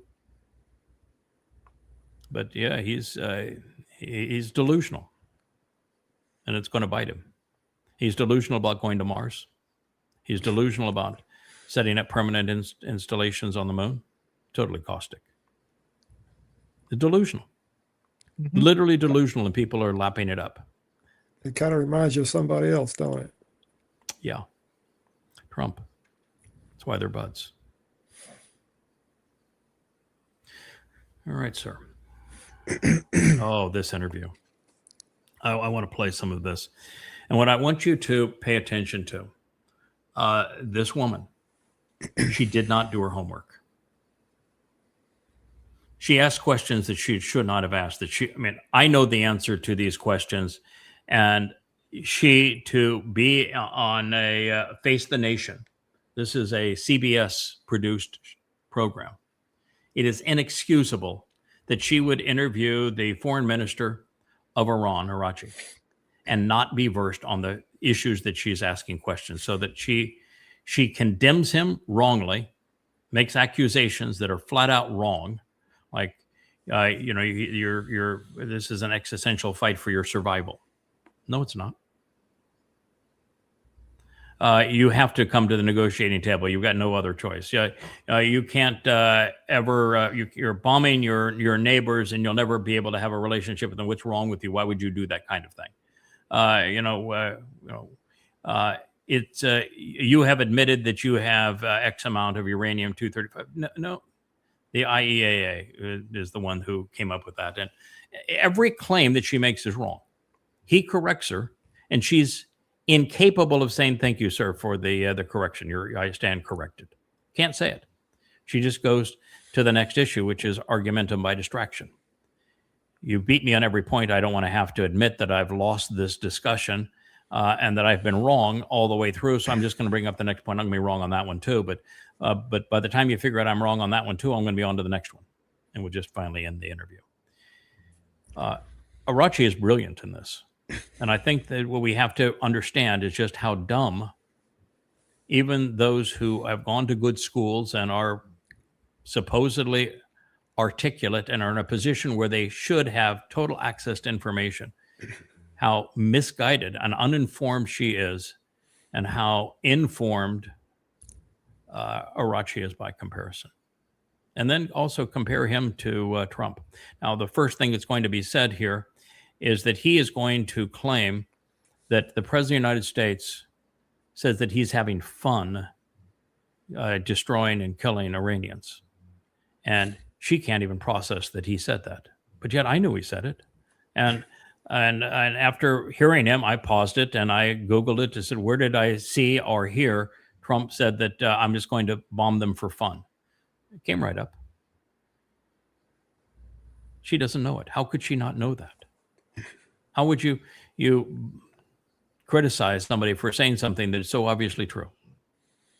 So and while I'm setting all that up, also keep in mind that Arachi represents an Islamic regime and that Islam is the third most destructive dogma that humans have ever conceived. In their first 100 years, they killed 200 million people, enslaved and plundered 200 million more. If it hadn't finally been stopped in its invasion of Europe, they would have controlled the world.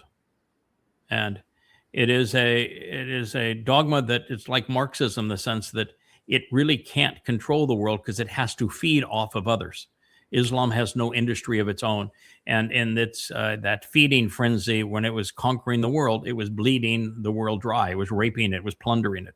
And it has to continue to expand into new areas to plunder people for it to survive. And so It's like Marxism. If it ever grows to the point that there's nobody else to plunder, it dies. Now it's going to die a lot sooner than that because it'll be gone in 7 years. But let's play some of this.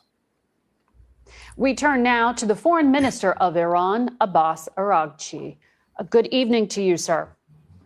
Well, good evening to you. Thank you for having me for the second time. Yes, and they are extraordinary times. Minister, President Trump said this weekend he is not ready to make a deal with Iran because the terms aren't good enough yet. His administration is saying this war could last another 3.5 weeks or so. Has Iran asked for a ceasefire? No, we never asked for a ceasefire, and we have never asked even for negotiation. We are ready to defend ourselves as long as it takes.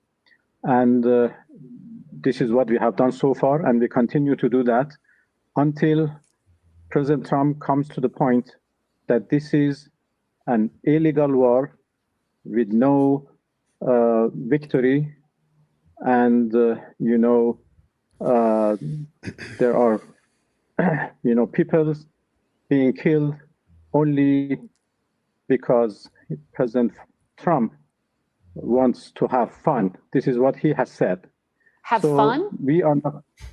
Yes, this is what he said, that they are sinking, ships and targeting different places because it is fun. The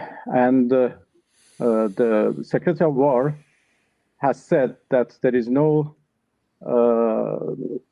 mercy. Mm-hmm. And this is actually a war crime. Even saying that is a war crime. So this is a war. This is a war of choice by President Trump and the United States, and we are going to continue our self-defense. Well, that may be your position, but sir, this is a war of survival for your government. Minister, don't you have to negotiate and reach out either directly or through a third party? No, it's not a war of survival. We are stable and strong enough. We are only defending our people from this act of aggression, and we don't see any reason why we should talk with Americans, because we were talking with them when they decided to attack us, and that was for the second time. There is no good experience talking with Americans. We were talking. So why they decided to attack us? So what is good if we go back to talk once again? Well, I want to come back to that in just a moment. You're referring to the diplomacy with President Trump's son-in-law, Jared Kushner, and his she's been wrong with everything she said. Just to continue on this, Iran is sending its drones and its missiles into your neighboring countries, American allies throughout the Gulf. Before the war, your government traded with them, you had relations with them. If your government survives this conflict, how do you go back to doing business with countries you're sending drones into and hitting civilian targets? She asked that with a straight face. Have even they sold to American forces to attack us. So what can we do? We just sit and watch that American forces are attacking us from their soil. But your drones are going into civilian areas and hitting plants and hotels and civilians. No, this is not the fact. We are only targeting American assets, American installations, American military bases. Everything belongs to Americans. And this is a fact that they are using their soil. There are many, many examples. Just yesterday, they, attacked our islands using HIMARS artillery rockets, which are low-range, rockets, and they used the territory of UAE to attack us. A week ago, 3 F-15 jet fighters were shot down, apparently by a friendly fire in Kuwait, but nobody asked what they were doing in Kuwait. They were using Kuwait and, airspace of a neighborly, a friendly country to attack us. So it is obvious we cannot just, remain, right. Well, so many of these countries are part of CENTCOM, but this is the point, is that it's going to hurt your country in the long term. But when we talk about the Strait of Hormuz, which is such an important transit point for global trade, so wrong. You have said it is closed to Israel and it's closed to the United States.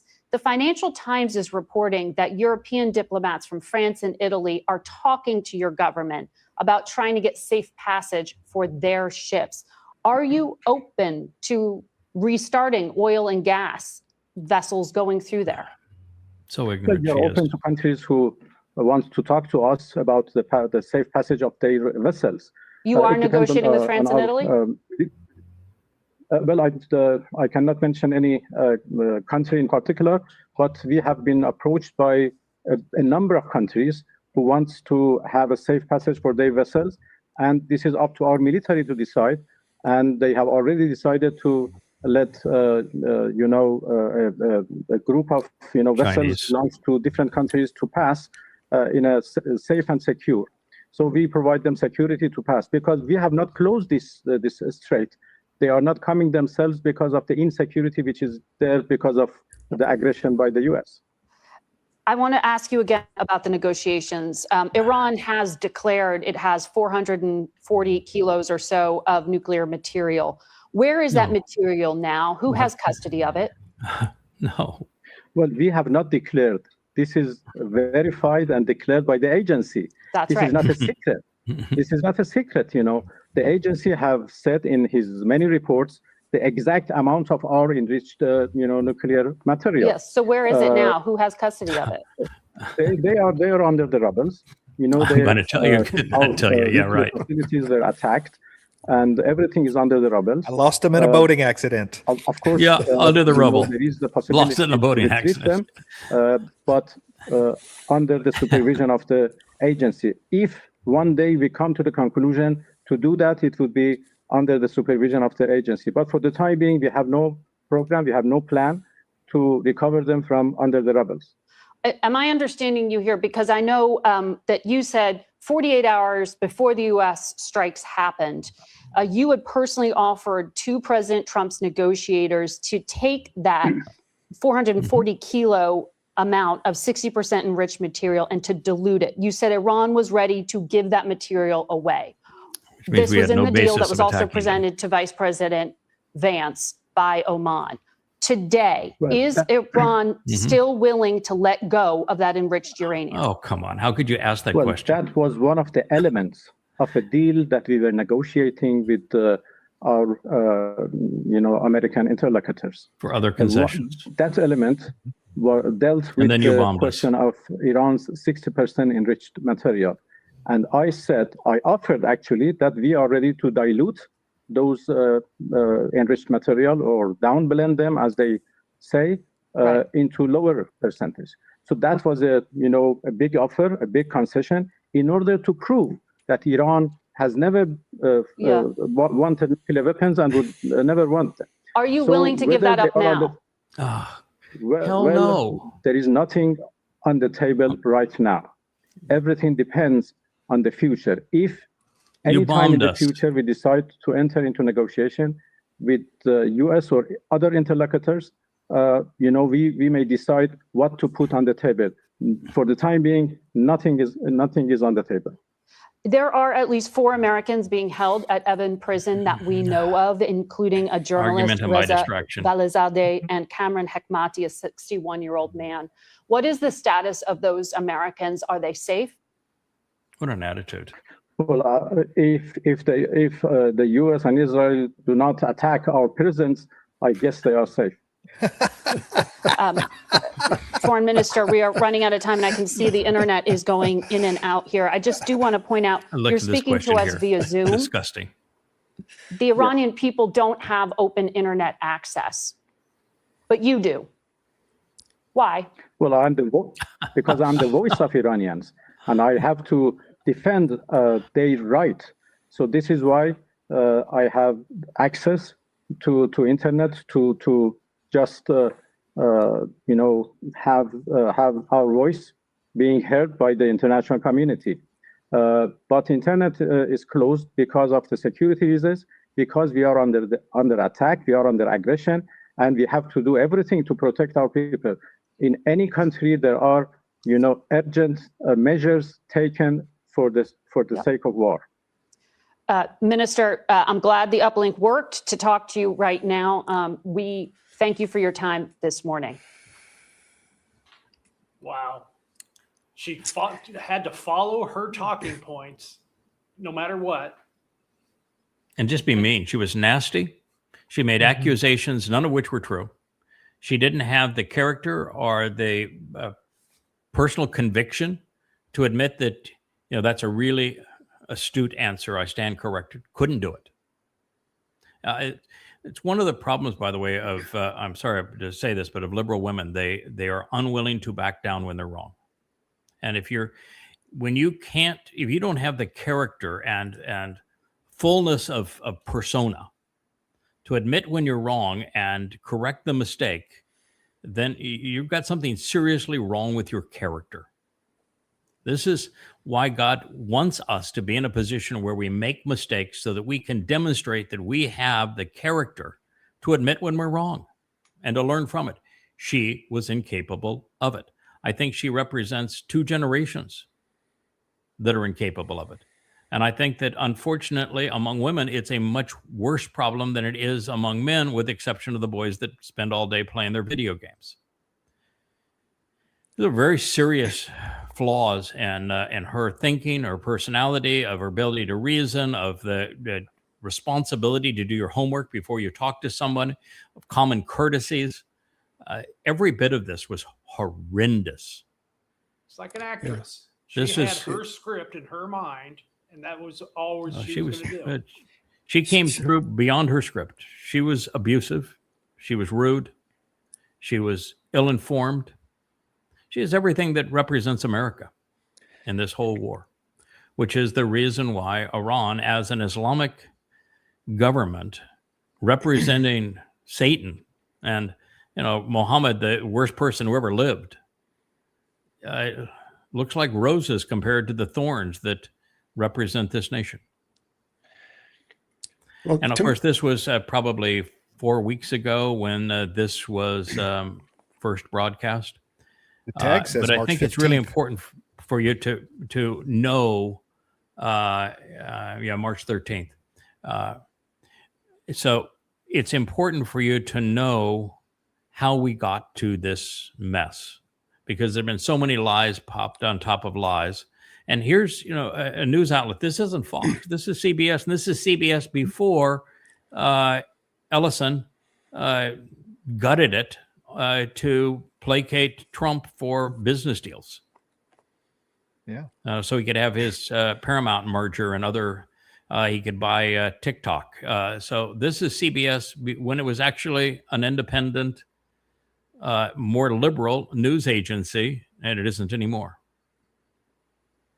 It's just really pathetic. I saw this and I was just so embarrassed for what's happened to humanity. This was terrible, what she did here. Well, to me, it looked like a prosecuting attorney cross-examining the accused. She was asking leading questions designed that no matter how he answered them, she could take and manipulate it any way she wanted to. Yeah, she did, but not as in a court of law.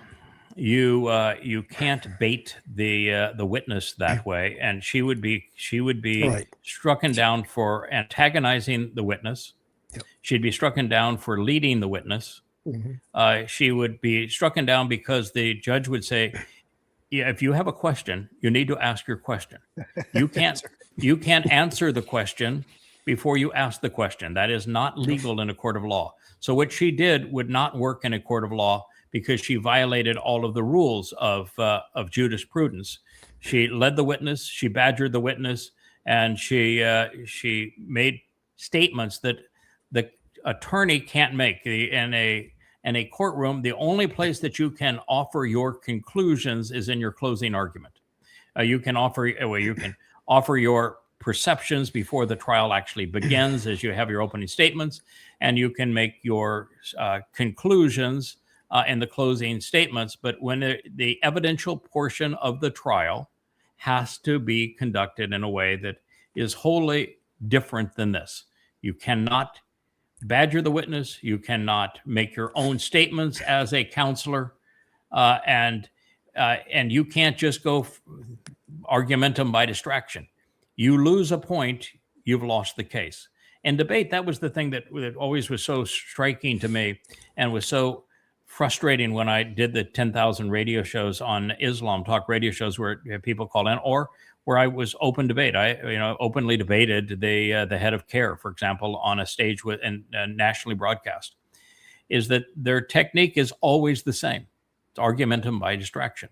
But in debate, you make a point and you come out and say, this is my point. And if the other party is able to refute your point, you have lost the debate.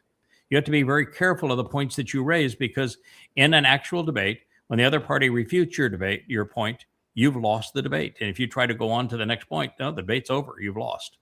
But that is something we are incapable of processing because they don't teach rhetoric in school. And I don't think there's been any child educated in the last 2 generations on the concept of rhetoric, logic, the rules of reason, rational fallacies, or on debate. We're the last generation to benefit from any of that, and she obviously failed miserably.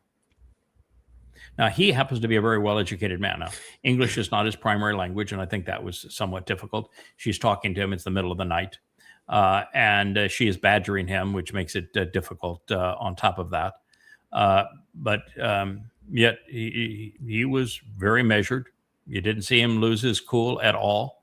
And having a picture of the black ribbon on the Ayatollah's picture saying, "You murdered the leader of my country," a nice touch.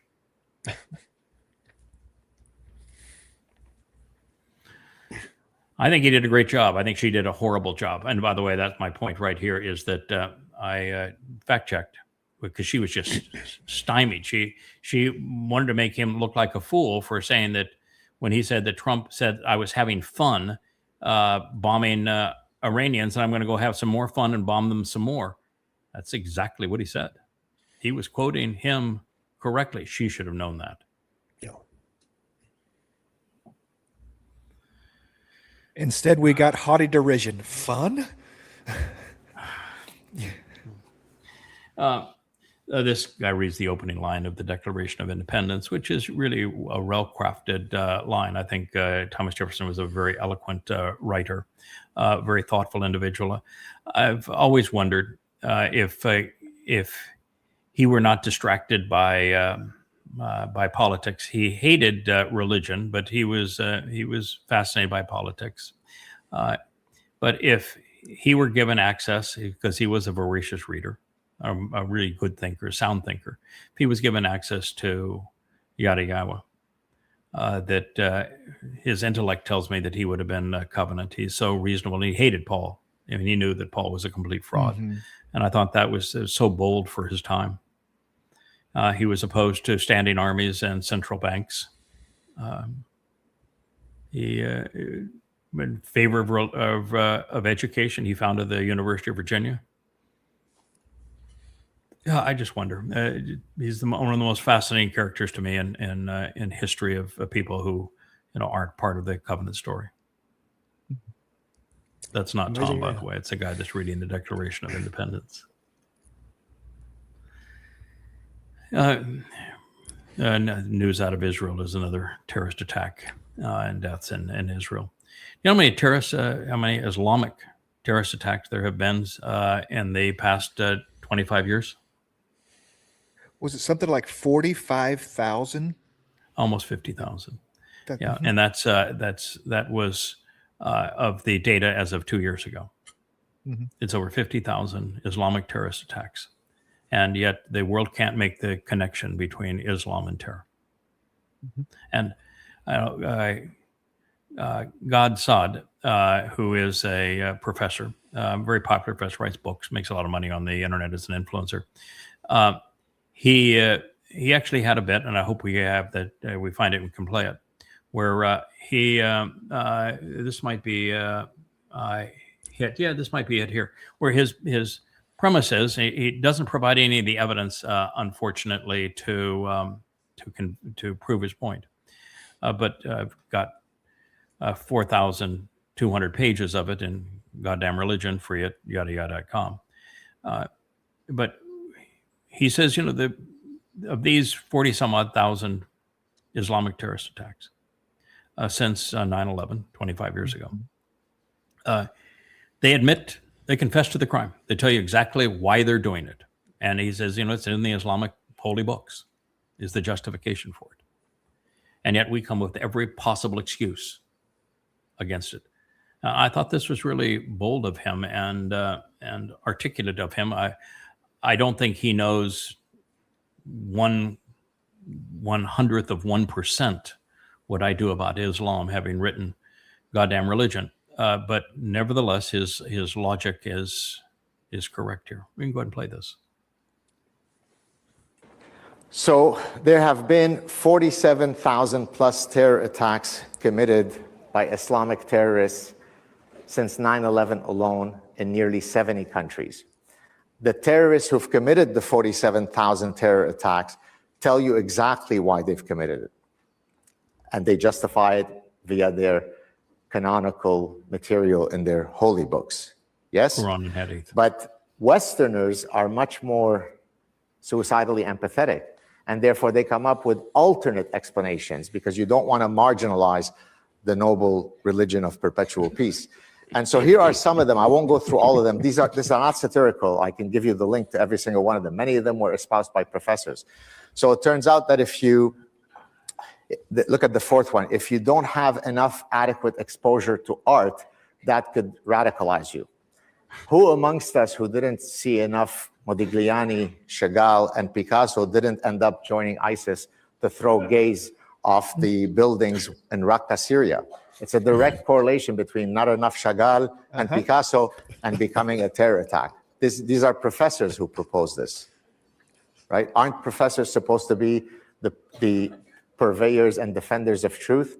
Here's another one. I'll just mention one. This is from your favorite science guy, Bill Nye, who explained to us that the Bataclan attack in Paris, where they scream Allahu Akbar as they mow down everybody, was very conceivably due to solar panels and climate change. And then he offers a causal explanation for that. Well, when you are that removed from reality, when you are so suicidally empathetic, then you shouldn't be surprised to see what is happening in Canada. It's sometimes difficult to face reality, but if you don't face it, it's not going to go away. If the physician tells you you have stage 4 pancreatic cancer, you could pretend that cancer doesn't exist. It's still going to exist and it's still going to kill you. So wake up. Yep, that's a beauty right there. If only he knew what I knew about Islam. What he's just saying is the superficial, that of those 47,000 attacks, and that was as of 2 years ago, since 9/11, it's been over 50,000 now. Of those 50,000 attacks of Islamic terrorists, they all confessed to the crime, as they did on 10/7. They scream Allahu Akbar. There's only one Allah, and he is the God of the Quran and Islam. They justify everything they did, which is why I wrote Tea with Terrorists years ago, based upon what is written in the Quran and the Hadith. That is, in the Quran or Hadith are not radical Islam. They are just Islam. There is no other Islam other than the Quran or Hadith. Muhammad is the sole purveyor of Islam. And Allah is the sole God, and they are chronicled in the Quran and Hadith, and killing everybody is what it orders Muslims to do.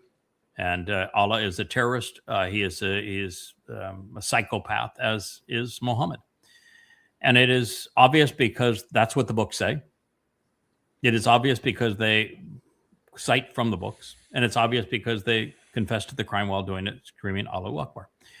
And so there's no confusion whatsoever as to who they are and why they're killing. And yet nobody wants to hold them accountable. I remember when I first started this 25 years ago, and what I found is that the majority of television talking heads, leftists for the most part, wanted no part of this. They did not want to have to deal with the truth. They would rather have imams on lie to the world than they would hear the truth of somebody that was actually informed on the Quran and Hadith and Muhammad and Allah.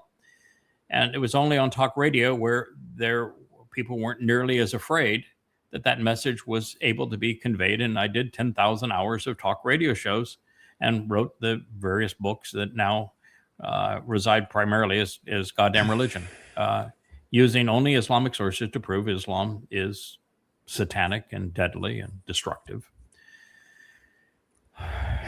But I will never get over 9/11. Never forget you have a Muslim mayor of New York. That says everything about it, right? I mean, it is absolutely absurd. Absolutely absurd. It's only because of two reasons. We have two generations that have been dumbed down to the point they can't think anymore. So you have a grossly immoral, grossly ignorant, grossly irrational group of people that are voting. And second, because they are so grossly out of touch with reality and can't process information intelligently, a huge percentage of them are Marxists. And many of them, like Madami, are Muslim Marxists, which is a conflict. You're living in hypocrite land. Mm-hmm. And so they're so out of touch with reality that this is what they're doing, not knowing that it is. New York and Washington, D.C. won't survive 10 years under this. Now, they won't even have 10 years to survive. They only have 7, but it's fatal. Yeah. Yes. Yeah, absolutely. Yeah, the Muslims have been covertly taking over parts of the country for a long, long time. And when the population gets to a certain point where they can start getting elected officials into office, then's when they really take control. There are communities all over the country that are 100% Muslim control now that were 25, 30 years ago that were all, American control. Yeah, the two shrillest voices, including the control of the Democratic Party, are Muslim Marxists. They are oxymorons to say Muslim Marxists, and yet they control the Democrat Party. It's not covert either. They had this area of Texas that was going to be a Islamic only neighborhood. That is literally illegal under the Constitution. Okay, it is illegal. Yes, and yet we're gonna do this because we're Muslim, right? So yeah, they're not covert at all. Now they might be nice. They're just not killing you yet. Well, it's like they're not asking for permission; they're just doing it. Mm-hmm. It's a weirdest combination of things where, when they're a minority, demand the countries that they have invaded under the rules that only exist outside of Islamic countries, which is free speech. And in an Islamic country, there is no free speech. Islamic countries are totally and completely controlled. There is no freedom of religion. There's no freedom of speech. There's no freedom of movement, nothing. Your lives are completely controlled. Slaves are everywhere. Women have no rights. And so what they're doing is they're using the rights that exist in non-Islamic countries to make those non-Islamic countries like Islamic countries, which are the very hellholes they escaped. And that was the problem of Europe bringing Muslims into to Europe, is that they didn't leave the very thing that was making living in Syria and Iran and Iraq and Libya, Algeria. They didn't leave the disease that had made life in those countries so miserable behind. They brought it with them. And that's why they rape. That's why they plunder. That's why they terrorize. They brought the disease with us. Islam is the third worst disease ever conceived by humankind. And if you don't think so, read Goddamn Religion and then send me a note. They don't think what they're doing is wrong in any sense of the word. We can just talk briefly about this POS. He's claiming that Israel controls the United States. That's his plea. That Israel. We're all bloodied now because Israel controls the United States, as does so many others. If Israel controls the United States, can you explain to me why then the United States abandoned Israel, isolated Israel? Did to Israel what Neville Chamberlain did to Czechoslovakia. So if Trump and the United States are controlled by Israel, why was Israel left out of the negotiations of the American surrender, such that Israel was the sacrificial bait? Right. Please explain that. Mm-hmm. Well, they got them into the war, right? They drug the United States into the Iran war with their bad intel and their idea that they could get regime change, right? That's his argument. Well, even if you want to say that, and Netanyahu, I think, is rotten, and that Netanyahu's claims were all untrue, and he was echoing what the Mossad was saying, and they were wrong, just flat out wrong, and. So, yes, Netanyahu wanted war, and yes, he wanted the United States to partner with him in war. But the United States is a big damn country. And the United States has lots of experts on many subjects. And so the idea that you have a head of state of another country coming in and saying, you go to war, this is what you're going to achieve. You'll get regime change. You'll be in and out in a week or two. And we can put in a new government, and that government is going to be pro-American. And you will have been a conqueror of the world. You would have done what Alexander the Great did, in conquering Persia. Yeah, but the problem with that is that everybody, including the CIA, knew that it was utter nonsense. That we were never going to get regime change. That 100% of American regime change operations had failed. We've tried 100 of them, and we've failed 100% of the time. And that there was no way to have a victory in Iran, much less a quick victory in Iran. And the information was obvious. And so this idea that one foreign head of state overwhelmed all of the other checks and balances in the U.S. and caused the U.S., drag the U.S. into war is nonsense. And the proof of it is that Trump has now openly betrayed and disparaged Netanyahu, as has J.D. Vance, and sacrificed them like Neville Chamberlain sacrificed Czechoslovakia. And this guy goes on to counteract his own argument by saying this world leader, right, that no one likes Bibi Netanyahu. Nobody trusts Bibi Netanyahu. No one likes Bibi Netanyahu. So how in the world did this Bibi Netanyahu talk the United States into anything? You know? Yeah, they're pure hypocrisy. I mean, they are morons that are speaking to other morons because the morons run social media. That's social media is run. There you go. On now, I not proved my point on the backwards hat. Thank you for affirming the backward hat point. Yes. The people that wear their hats backwards are maybe have their heads screwed on backwards. I just had to put it in there. That's funny. Thank you. We can try a couple more. You can go up or down either way on this. I like butterfly nets. Actually. Yeah. Okay. You want? Oh yeah. This was funny because this is something you brought up a few days ago that we're back to using butterfly nets because of the drones. This is a U.S. Humvee and it's covered by a butterfly net. So we are back. What you're seeing here are IDF Hummers that have anti-drone nets on them. This is following a series of drone attacks on IDF aircraft and vehicles. What you're seeing here are IDF Hummers. We don't need the air. No, nobody needs the air drone anymore. Just more butterfly nets. Well, and the thing is that everybody was making fun of the Russian military. They were calling them their cuck cages, okay? Because the Russians were putting mattress wire on top of their tanks and all this other stuff, to defend against it, and just anything field accessible that they could do. And yet here we are, guys. Here we are. So not so funny now, huh? No, it isn't. And of course, the Hezbollah has really wreaked havoc with Israeli tanks. They've driven the tanks back because they've destroyed so many of them. Armored personnel carriers, the same thing, and it's devastating. Welcome to. This is why you don't go to war today. It's the drone wars are the thing, and it just cuts people to shreds, and it's cheap.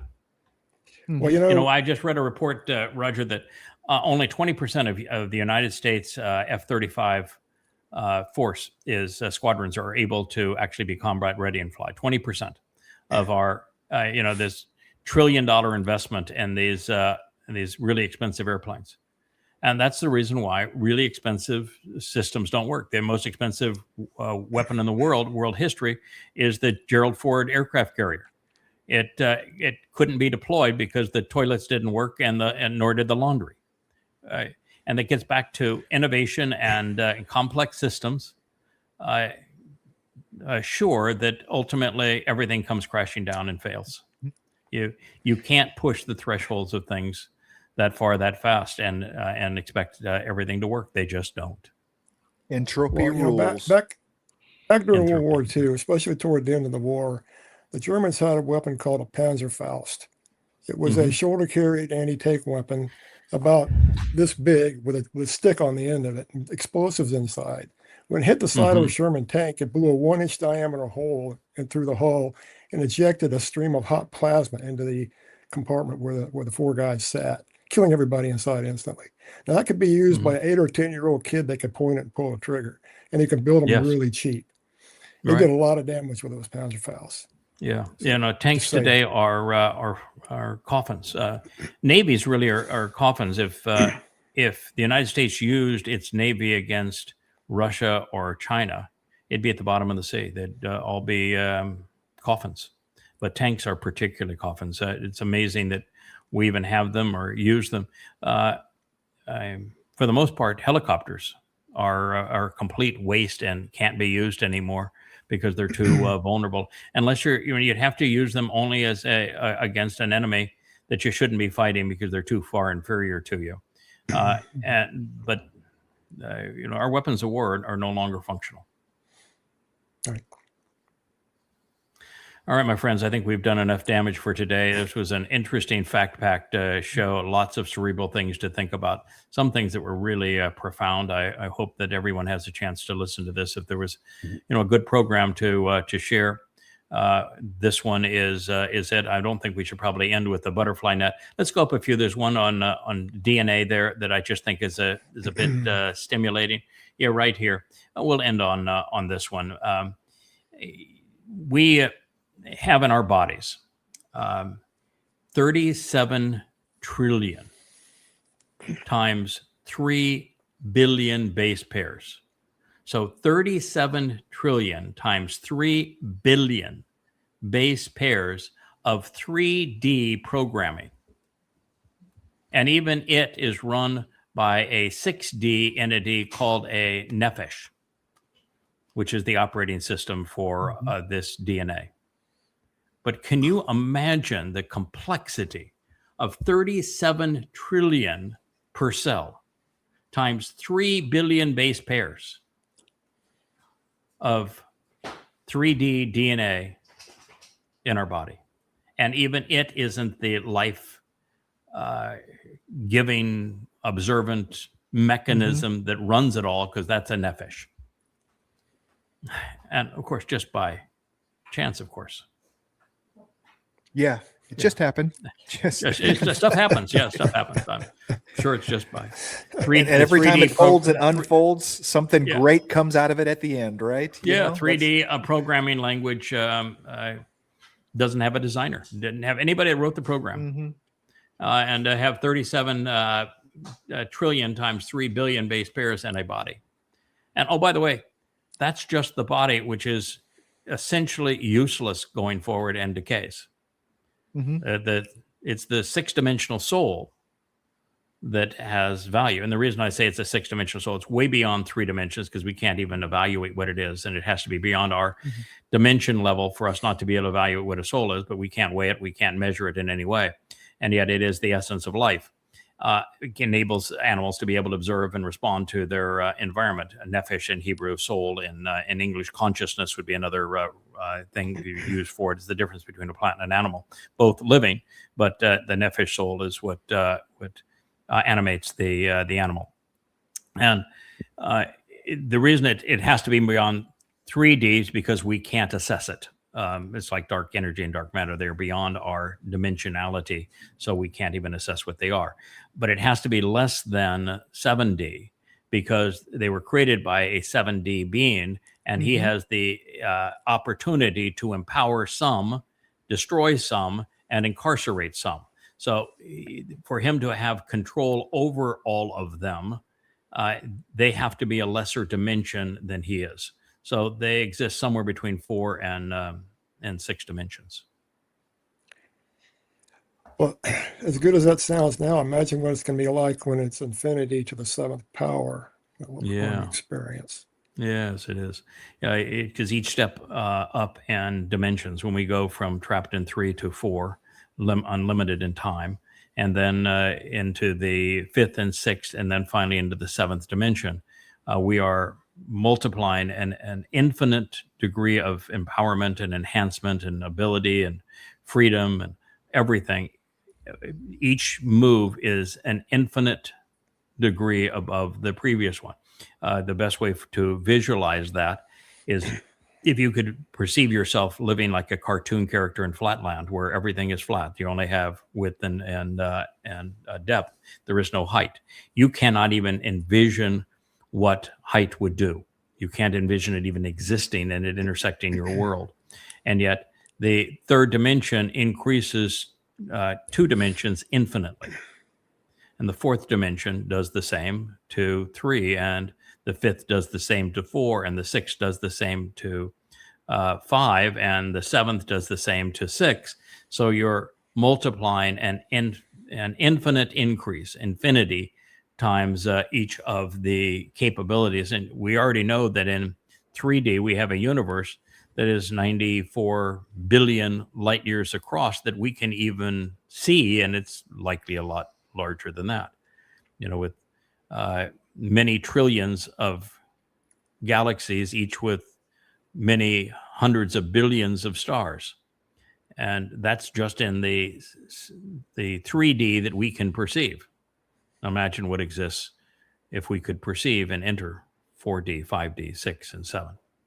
So yes, this is all part of what's going forward. And I think that the fact that DNA is a programming code, there is every likelihood that as we leave this planet enveloped in light and we are properly trained and trusted by God, we'll be allowed to go to planets, terraform them such they would be conducive to life, and then conceive life using the programming code that he has written. So you're saying when we're 7-dimensional, I'll be able to multiply 37 trillion by 3 billion with a slide rule?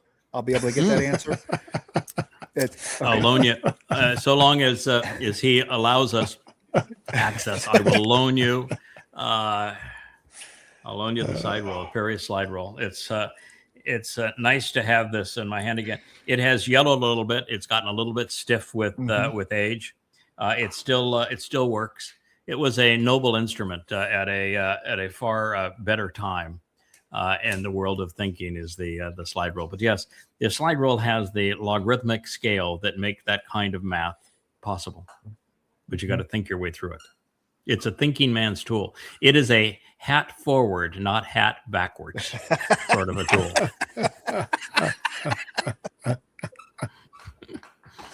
All right, gentlemen, thank you. It's a pleasure to be part of the show. Thank you, Rich, for producing it and contributing to it. Miss Leia walked in. She's taken the Wookiee from show duty, but we're going to go off and get some dunch here and be prepared for our Luminaries series as we continue to consider now Chanowk. Now that we know that Chanowk is Noach, he becomes a really interesting character in God's ongoing story. So, and by the way, the reason that's possible is that just because our bodies are complex, they're nothing compared to our souls. And it's our souls that God keeps and saves and reuses and deploys. The physical body they go into is meaningless. So when I say Noach and people think of a physical body, although he had one, that physical body is meaningless to the experience. What's meaningful is the soul that occupies it and has been trained, been deployed by God.